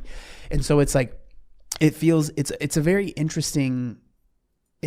interesting kind of dichotomy. But the thing that I have felt is very interesting is the fact that there is still so many people that are consistently like talking about the things that David has done, the bad things, and are like consistently making commentary videos. And like Jeff is consistently talking about how he feels still slighted and like was really treated terribly. And still, even with all of that stuff, he came back and it's, that video has millions and millions and millions and millions of views. It is sponsored by SeatGeek, right? Like it's like nothing happened. It's crazy. No, 100%, man.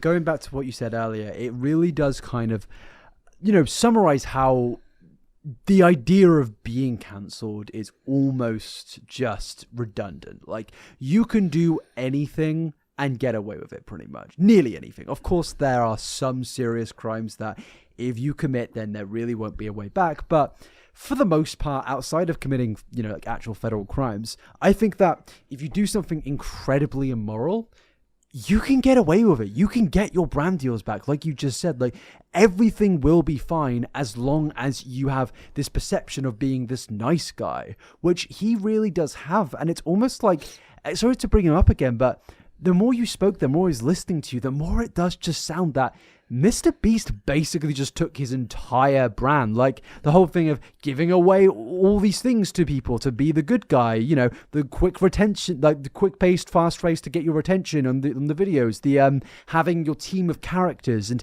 if they're in the videos, they're now, you know, international stars, but if they leave the videos, they're no longer, they're not relevant whatsoever. It's very, very fascinating, but both of their like game plan to content very much has helped them in terms of their controversy. Now with Mr. Beast it is a bit different because that was a bit of there was things there which were lies and stuff like that. But with David Dobrik, obviously, I think it's pretty point blank that there's a lot of terrible things that went on there, and I don't really think that there has been any real repercussions to do with him whatsoever. Yeah. And it does just say that, does cancel culture even exist? People love to be like, oh, cancel culture and all that, but it's like, I don't know, man. If you can come back from something like this, from, you know, actually causing someone to have like life-altering injuries, is there really a thing called cancel culture? Yeah, and it's just sad because it's interesting because he did help a lot of people get their basically like career started, right, through the vlogs. But it's like, at what, like, just because someone does that, does that mean you're not allowed to criticize them, right? Because that's like what a lot of people will say about Jeff, is that like, oh my God, like you should just be happy with what you were, like what David was able to do for you. And it's, I'm sure he appreciates that at a time in his life, but like at the end of the day, is it worth having your life altered, right? He can't really see out of one of his eyes because of something that David did, and he's still that Dave, like I just can't imagine being in Jeff's position. And like the reason he was so upset with Casey and why he had Casey on the podcast was because Casey has a documentary that now pretty much all the information in the doc has been, you know, people know about it now. But apparently this documentary was like really, really good, and it really put everything together and basically made David look bad or just not the best, right? Yeah. And Casey he had released it at South by Southwest, I think it was, or a really big film festival, and it got really good reception. But apparently, he hasn't been able to get distribution rights for this documentary. Really? And so, but he does not want to release it on YouTube. And so because of that, it's just not out. And like Jeff is obviously like on a hard drive. And like, it's really interesting, man. Like I think watching the podcast where him and Jeff talk about it, it's kind of tense. It's very interesting in my opinion, but it's like Casey will go on this other podcast and talk about how, you know, David is, you know, he's this visionary that changed so many, you know, changed the game when it came to vlogging.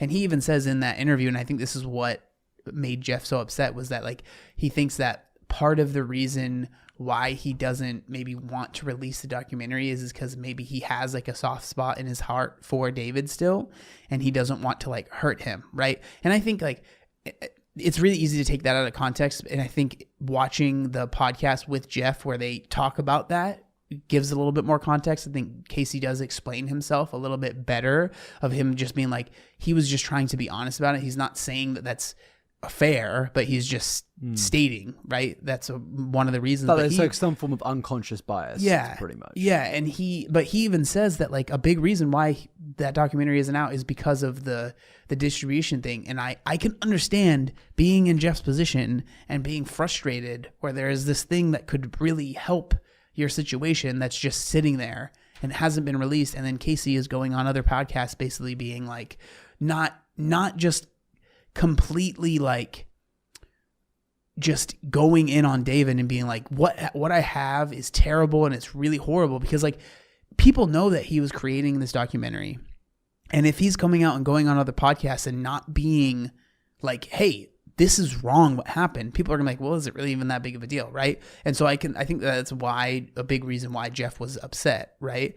And so it was just very, very interesting, because I guess him and Jeff and Casey are friends, and so he was really frustrated with it, and that's why he had him on his podcast. And then they were like talking about it, and it's just what's interesting is this podcast came out before like David came back. David's right. So do you think that Casey must have knew that he was coming back, right? Surely he knew. I don't know, because I guess what had happened, and now I'm sure there are people that know more about this situation that can kind of fill me in. But from what I understand, once all of this stuff kind of came out about all of the allegations, right? Casey was already filming this documentary, and it was going to be something else. But then Casey realized that he was going to have to talk about this really dark stuff, and the documentary took a turn.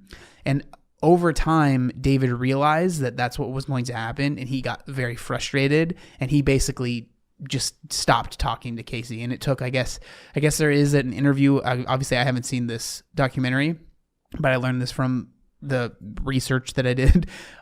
There was an interview that he had with David that took, I guess, 4 months to finally happen, and he's like, basically he doesn't communicate with him anymore at all.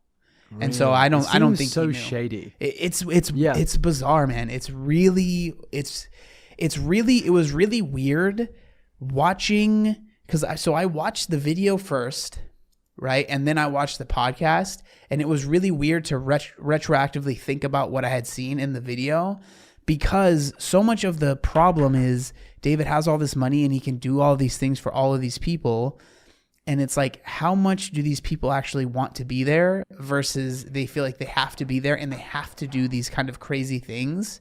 Because if they don't, and that's one thing Jeff talks about, like, if you say no, you are treated horribly, right? Like, maybe you're not like made fun of, but you are excommunicated. You're just no longer, and that, like, if you are relying on that to pay your bills, right? And maybe you've moved from home to be in these videos, it's like you kind of have to just do it, right? And like, it's just when you have to think, like, David was young, right? When he was at his peak. I think he was like 20 something, 22, 23, I don't remember, very young. Like, that's a lot of pressure, not excusing it, but like, that's a lot of pressure and responsibility to be put on someone that didn't seem like he had other people that were going to check him. And so I don't want to say that it's not surprising that it happened, but it definitely makes sense that a kid, basically, with all the resources in the world, that ended up happening, right? If you give someone so much power and so much responsibility, it inevitably, especially at a young age where they haven't got much life experience other than being in a powerful position, it is inevitably going to lead to some bad things. Again, we're not making excuses. We're just kind of analyzing this in a way to kind of, make sure these things don't happen again in the future.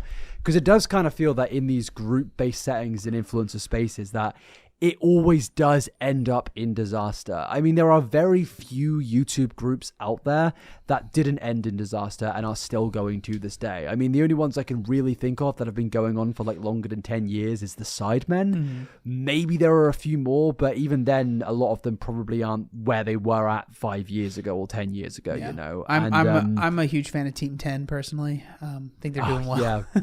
That's I actually wanted to I'm going to send you the screenshot in the chat. Now, the overall video I'm about to send you didn't age well in any sense, but the title did age well. You ready? 6 years ago in 2018, 7 years ago. Oh my God, 2018 was 7 years ago. Dude, that's incredible, dude.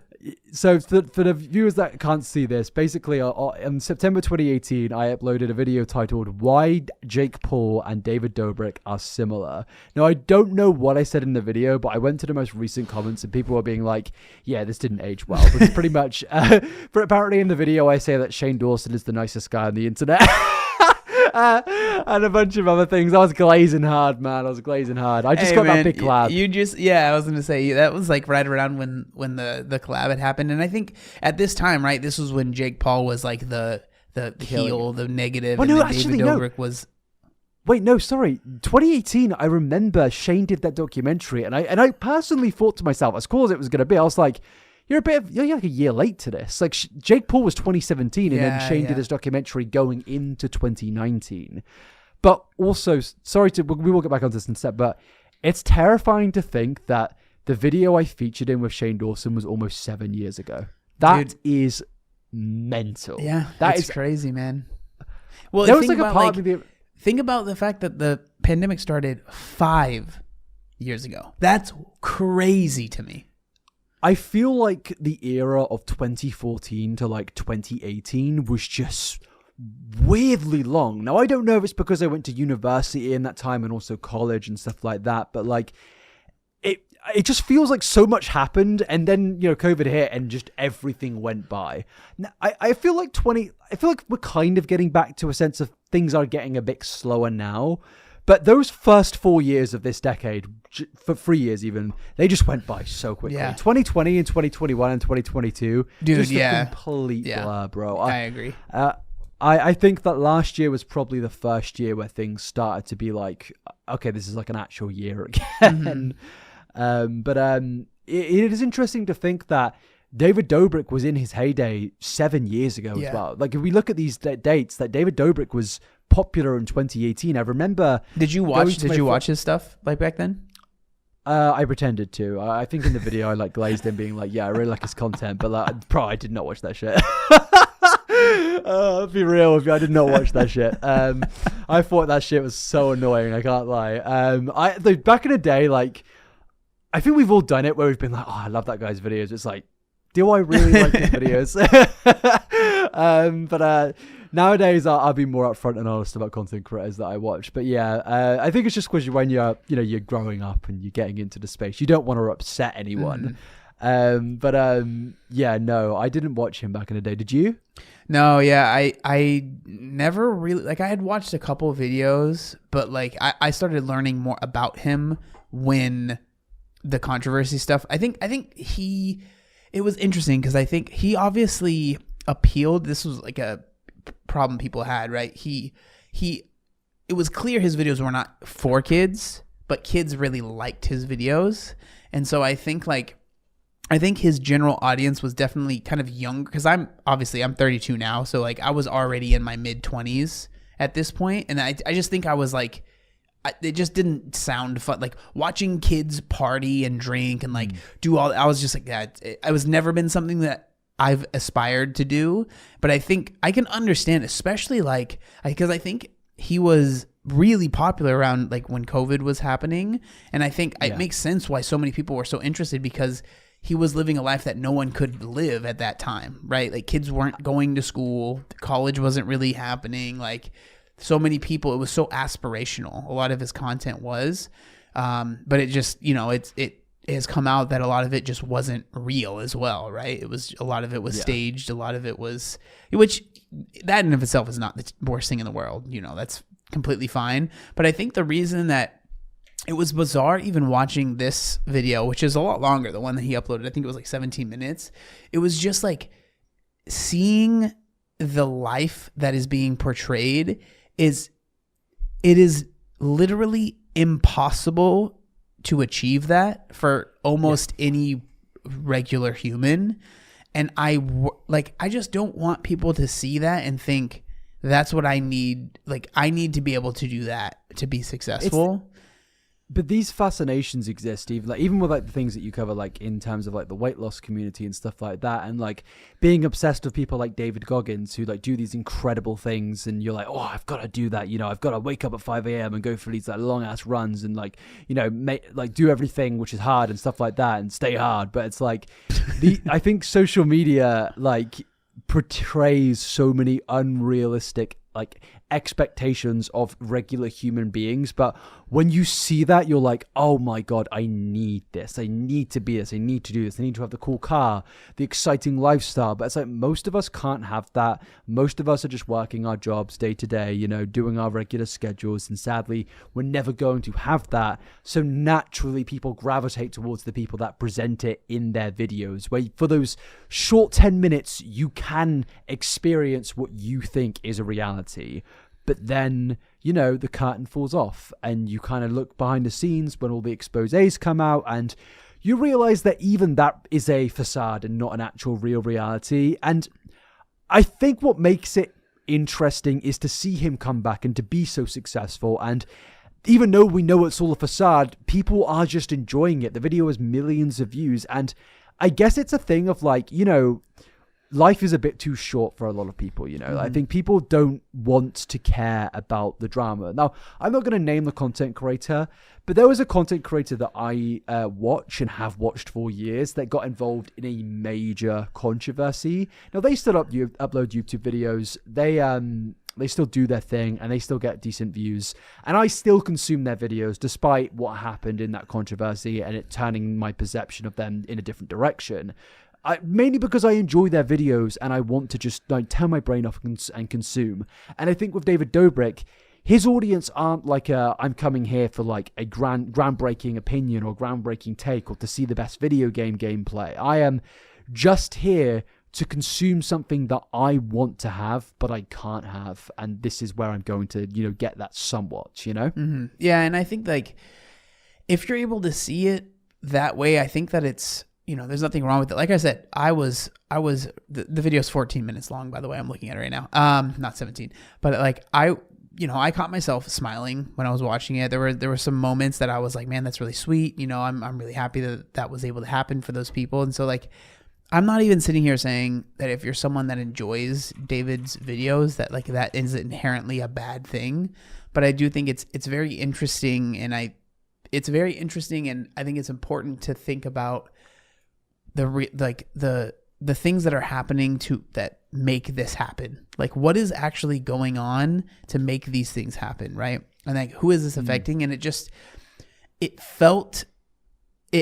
I felt, and this is just me, and so I just want to put that out there, but I felt weird after I watched the podcast with Casey and Jeff, having watched the previous video, because it was like, what is actually like, are these people doing these things because they want to for David, or are they doing it because the camera's on them and they know this is going to be a big video and they know that, you know, this is going to give them a lot of attention and they're doing it because of that. And I've always felt a little weird about, like, even with the gifting of like cars and stuff, it's like, it has always felt weird to make content based on that. Now, to be fair, the title of the video has nothing to do with that, right? Which I think is good, because I think like the people, you know, I think it was a big thing in comments where people were talking about like they would the commentary YouTubers were talking about people that would make videos about like, oh, gifting $500 to a homeless man, and it was like, why do you need to make that you know what I mean? It was I think the original commentary videos, the old H3 videos in 2016, where like people were going, bro, those videos. I know people don't like H3, but like there was those videos back in the day. They were so funny. Yeah. Man. They were so dude. Like, and there was, I think, iDubbbz and all of those guys. Man, I used to watch. They were the videos I used to watch. That's the content that I grew up on. That H3, iDubbbz, Filthy Frank, and it was just mocking that whole like giving people homeless people money. And then like the music would play, and it was just like, you know. So I think like it's good to do good things, but I don't know. It feels weird when it's like, and that I think that goes into the whole thing of, if you criticize, right? This was the same thing with Mr. Beast, right? If you criticize, it's like, but he gives people cars and he does this and he gave this, he did this, and like you can't possibly be a bad person. It's like, well, the two things can be true at the same time, and so it's like at the end of the day, God, I hate when I say it too much, but I do it too. I get the comments in my videos being like, your favorite phrase is at the end of the day. Yeah, I really say it a lot. YouTube brain. But I think I don't know, you know, I don't have an answer, but I think it's very interesting, and I'm very curious at least where the chips will fall here, because there is obviously a very strong support for David still, but there definitely is a strong support for the people that have been hurt in this whole situation. And you know, like I said, I've done a little bit of research, but there are plenty of people that know a lot more than I do about the whole situation. But I definitely do hope the people that have been hurt I just feel bad for them. Like, I feel bad that they, seeing this and seeing the response, and like, I can understand being like, damn, it's like everything I've been saying and the thing that I went through just doesn't matter. That really bums me out and makes me feel for them, you know? Yeah, absolutely. 1 second. My memory card just ran out of space. I don't know how long it's run out of space. I'm hoping it's not that long, but we'll see. If not, we may have audio only for like 10 minutes. That's all good. They'll just have my beautiful face. You know what I mean? Yeah, this is going to be the continued non-audio bit. You guys can still listen because you get the whole thing. I'm trying to insert an SD card right now. This is not... My camera is behind my desk, and it's not going in. Snap, bro, what are you doing? I've said this phrase too many times. Oh my god, why wouldn't it go in? Okay, there we go. Can I record now? Can I record? There we go. I'm back. Sorry about that. Where were we? Sorry, the chips falling. Where will that be? So I do think that all it takes is the documentary leaking. I think there is a possibility that maybe that will happen. Maybe a company will pick it up with David gaining popularity. That's what I can actually see. I think that's more my prediction.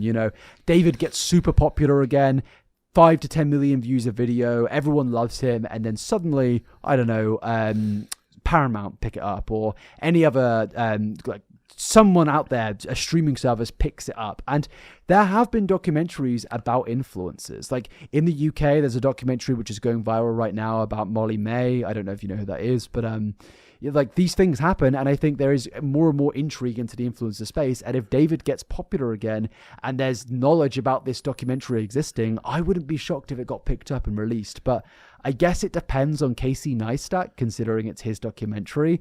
But at the end of the day, if a publishing company comes to him and says $20 million, are you going to turn that down? Yeah. Would you? $20 million is a lot of money. That's bro, like, if you have a documentary on me where it exposes me for doing a load of terrible things and you get paid $20 million, just take the money. Yeah, just yeah. Take the money. I mean, I have to figure Slide out. me a mill. I have to figure Slide out. me a mill I have under to the figure table. out the terrible things, but I can make something of. I'm sure. But that's what you said about the documentary leaking.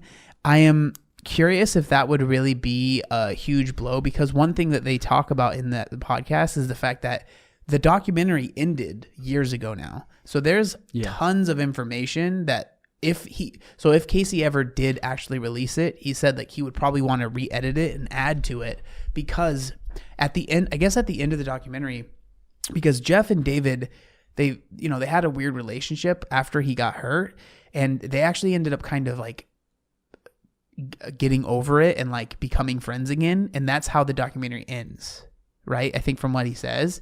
And but then they fell out again, right? Yeah. And so obviously that's not a true ending, because that's not how things ended.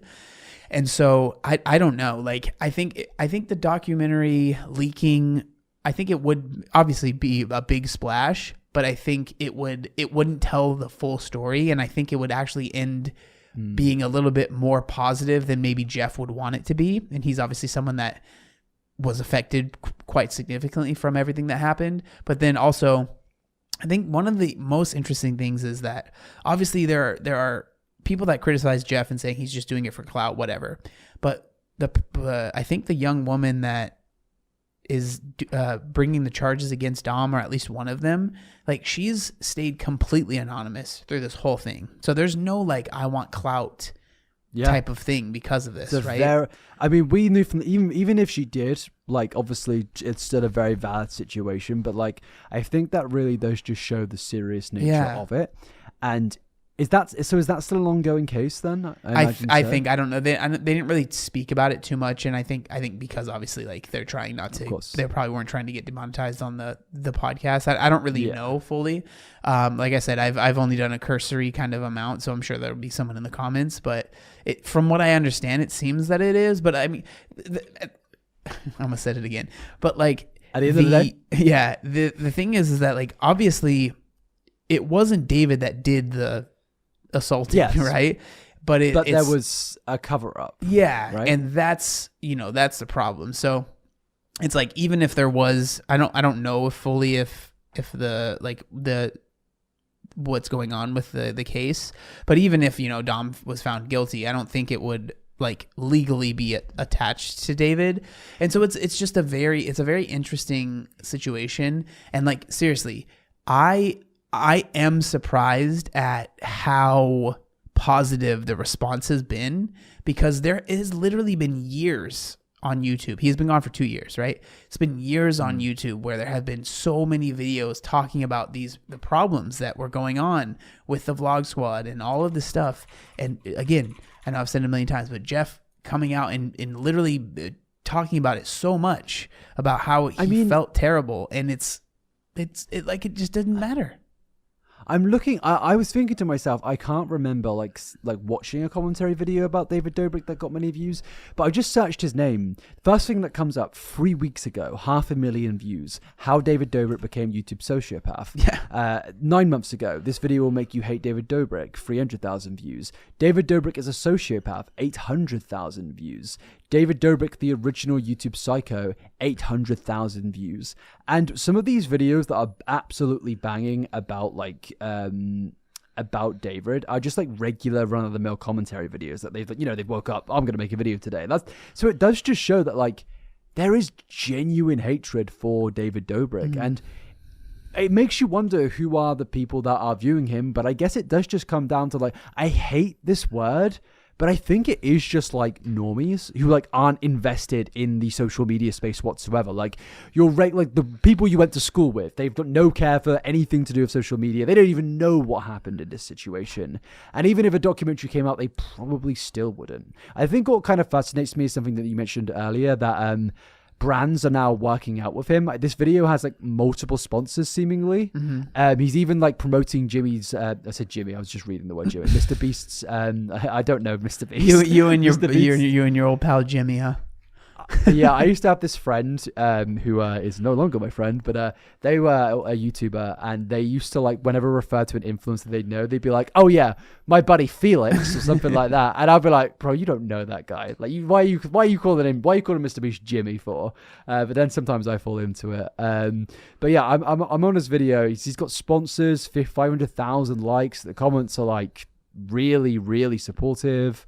I mean, let's go to his video from 2 years ago. That's got 11 million views. Even that's got 400,000 likes and 50,000 dislikes. It really kind of feels that David... It's weird because he kind of disappeared after the controversy, then came back and then left again. Is there an explanation for that? No, I think he was just trying to, talk about stuff, because it's 3 years ago he has that video that's titled, I think it was March 22nd, 2021. Where he kind of addresses it, but again, people didn't feel like it was fully addressed. And then I think like there was a lot of like, because it definitely did hurt his popularity, right? Like, because before that, his views, it was like 31 million views the video right before, 24 million, 15 million, 26 million. Like he was in the 20s to 30 million pretty commonly, right? But then after this happened, still 13, 14, I was gonna 10, say, but still like it took a hit, It took a hit, right? And then now this video, like, yeah, he's back, but it's at 7.2 and it's been 2 weeks. So it's not going to get 30 million views, right? Which is where he was at his peak. And so I don't know. It's definitely, I think people felt like the apology, if I remember correctly, it just felt hollow. It just didn't feel like there was really like real accountability taken. And like, I don't know, like at the end, what do I really think David could do to,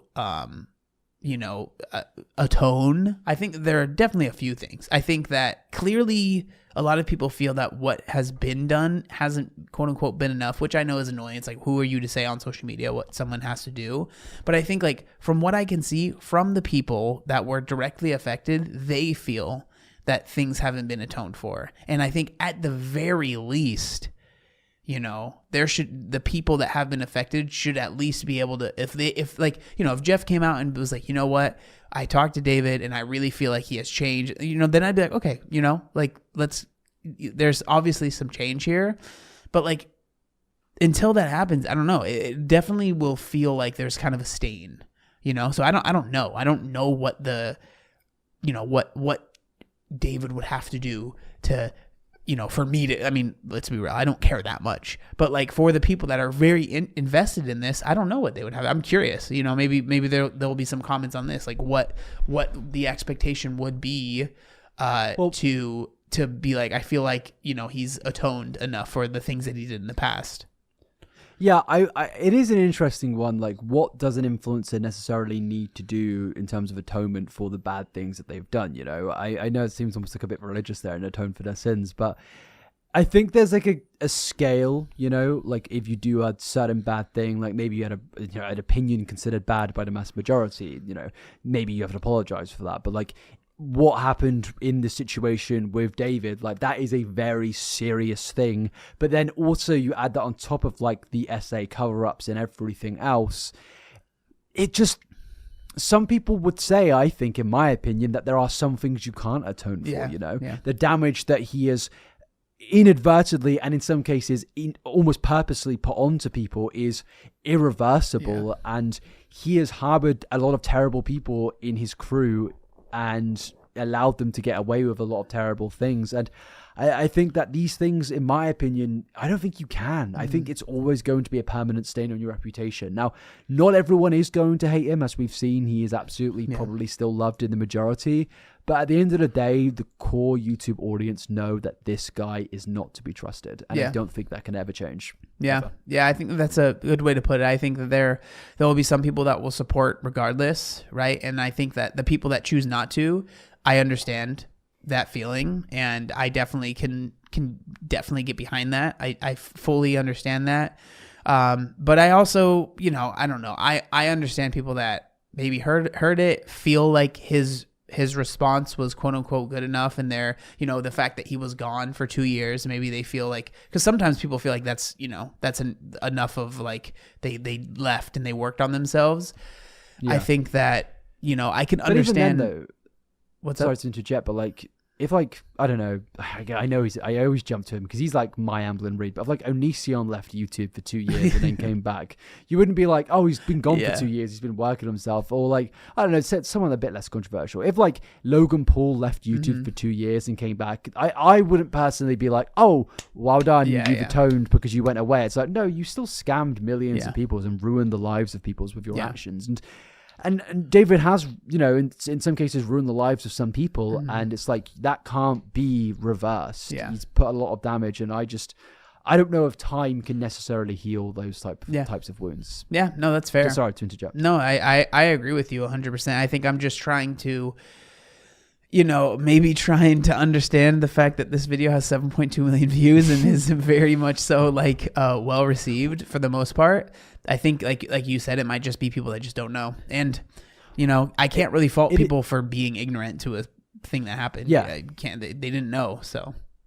Well, yeah, absolutely. Not everybody is in tune with social media like we are. Like we don't. Not everyone has, funnily enough, the constant information overflow that we spoke about earlier. But also, I think the last topic of this surrounding it to end this bit on is, do you believe? Because I put in the notes, do you believe that when someone leave social media, they're a controversial figure, and they come back and they are suddenly jacked, do you think that is like a thing that for some reason actually makes people then like them again? Because I've seen this happen quite a bit, where a controversial figure will leave the internet and then come back and they're suddenly like ripped, and it's like Nick wow, right? that's so yeah.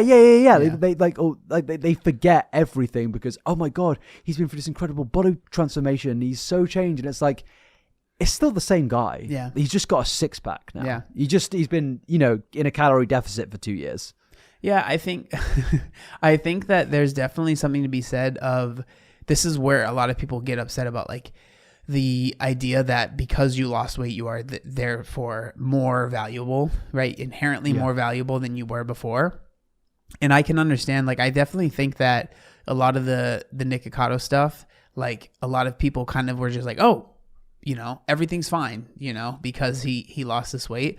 I think with David, I don't know, it's a little interesting because if you look at the thumbnail, it looks like this kind of crazy transformation. And I'm not saying it's not a crazy transformation, but I feel like it feels like there's this point of like, when your size gets past a certain point, people start to look at you as bad because of that, right? Like you are, you are overweight because of the choices that you made. And I think like, and they see that as a negative, but I feel like it takes a certain amount of weight, right? Amount of fat on your body for people to start making those assumptions.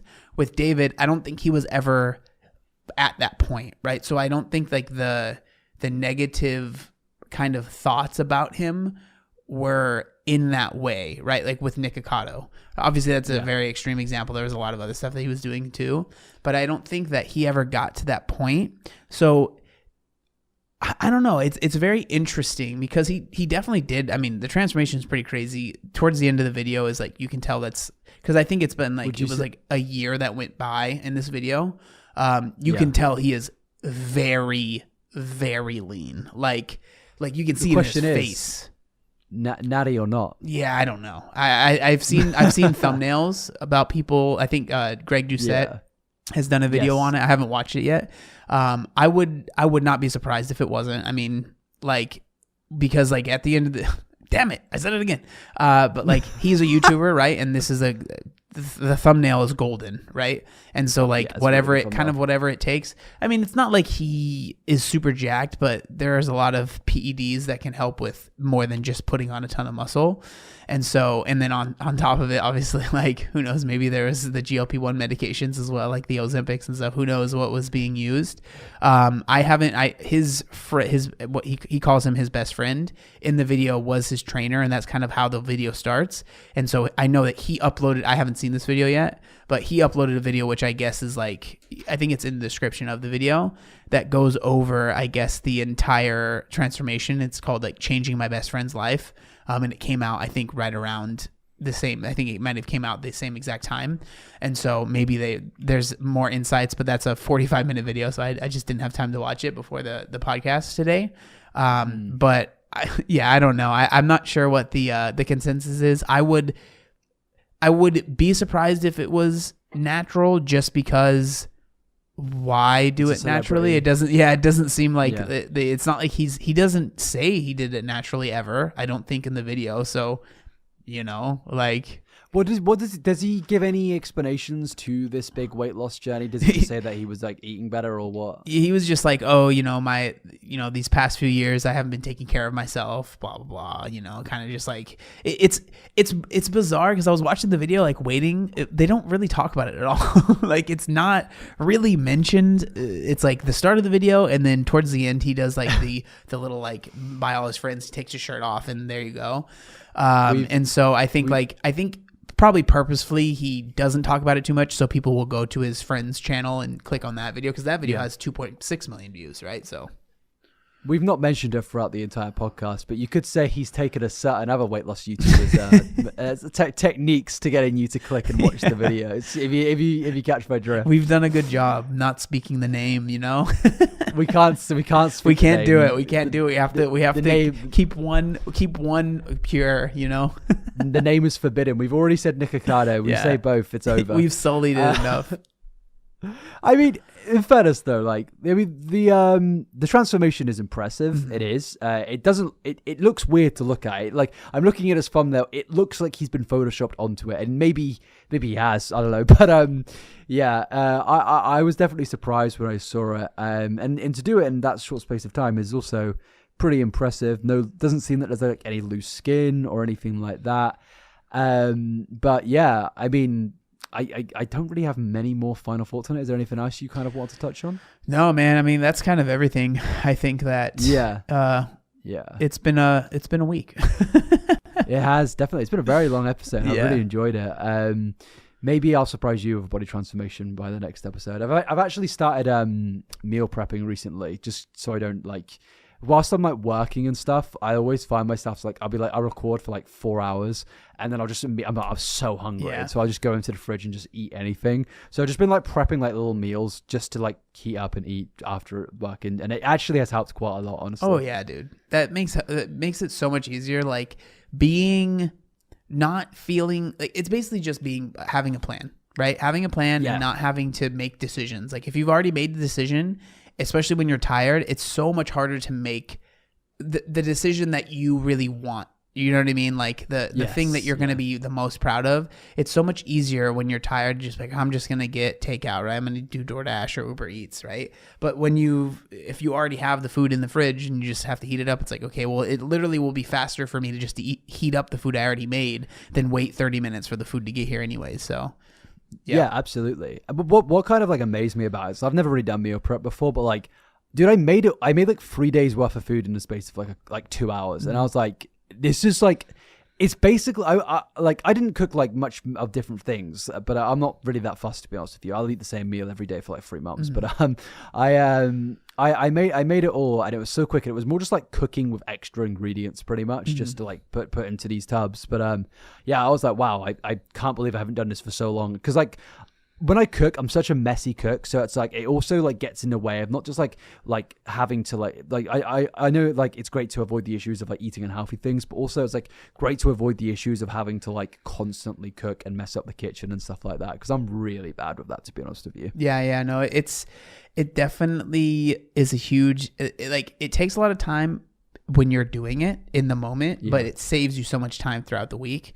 And I think, like I said, it just helps you not have to make decisions, especially when you're hungry, right? So. Yeah, and I make bad decisions when I'm hungry, dude. Going into the store when I'm like hungry, I just can't help myself. You're like, every time, I need man. that. I don't want to try that. I don't want to try that. I don't want to try that. And you come home, you're like, dang it. Yeah, and it's like, well, I gotta eat it now, man. Yep. Gotta eat that shit now. But yeah, I think that's pretty much everything. I know we had another topic to speak about today, but honestly, I don't think either of us can be bothered to get into we'll get that. to it next week or something. Who knows? Yeah, we'll save it. But yeah, thank you very much for watching this, everybody. If you've made it here, really do appreciate you and all the support, especially on the last episode. I think that got almost 20,000 views, which was amazing. But yeah, you got any final thoughts before we go? We love you. Bye-bye. Have a lovely week.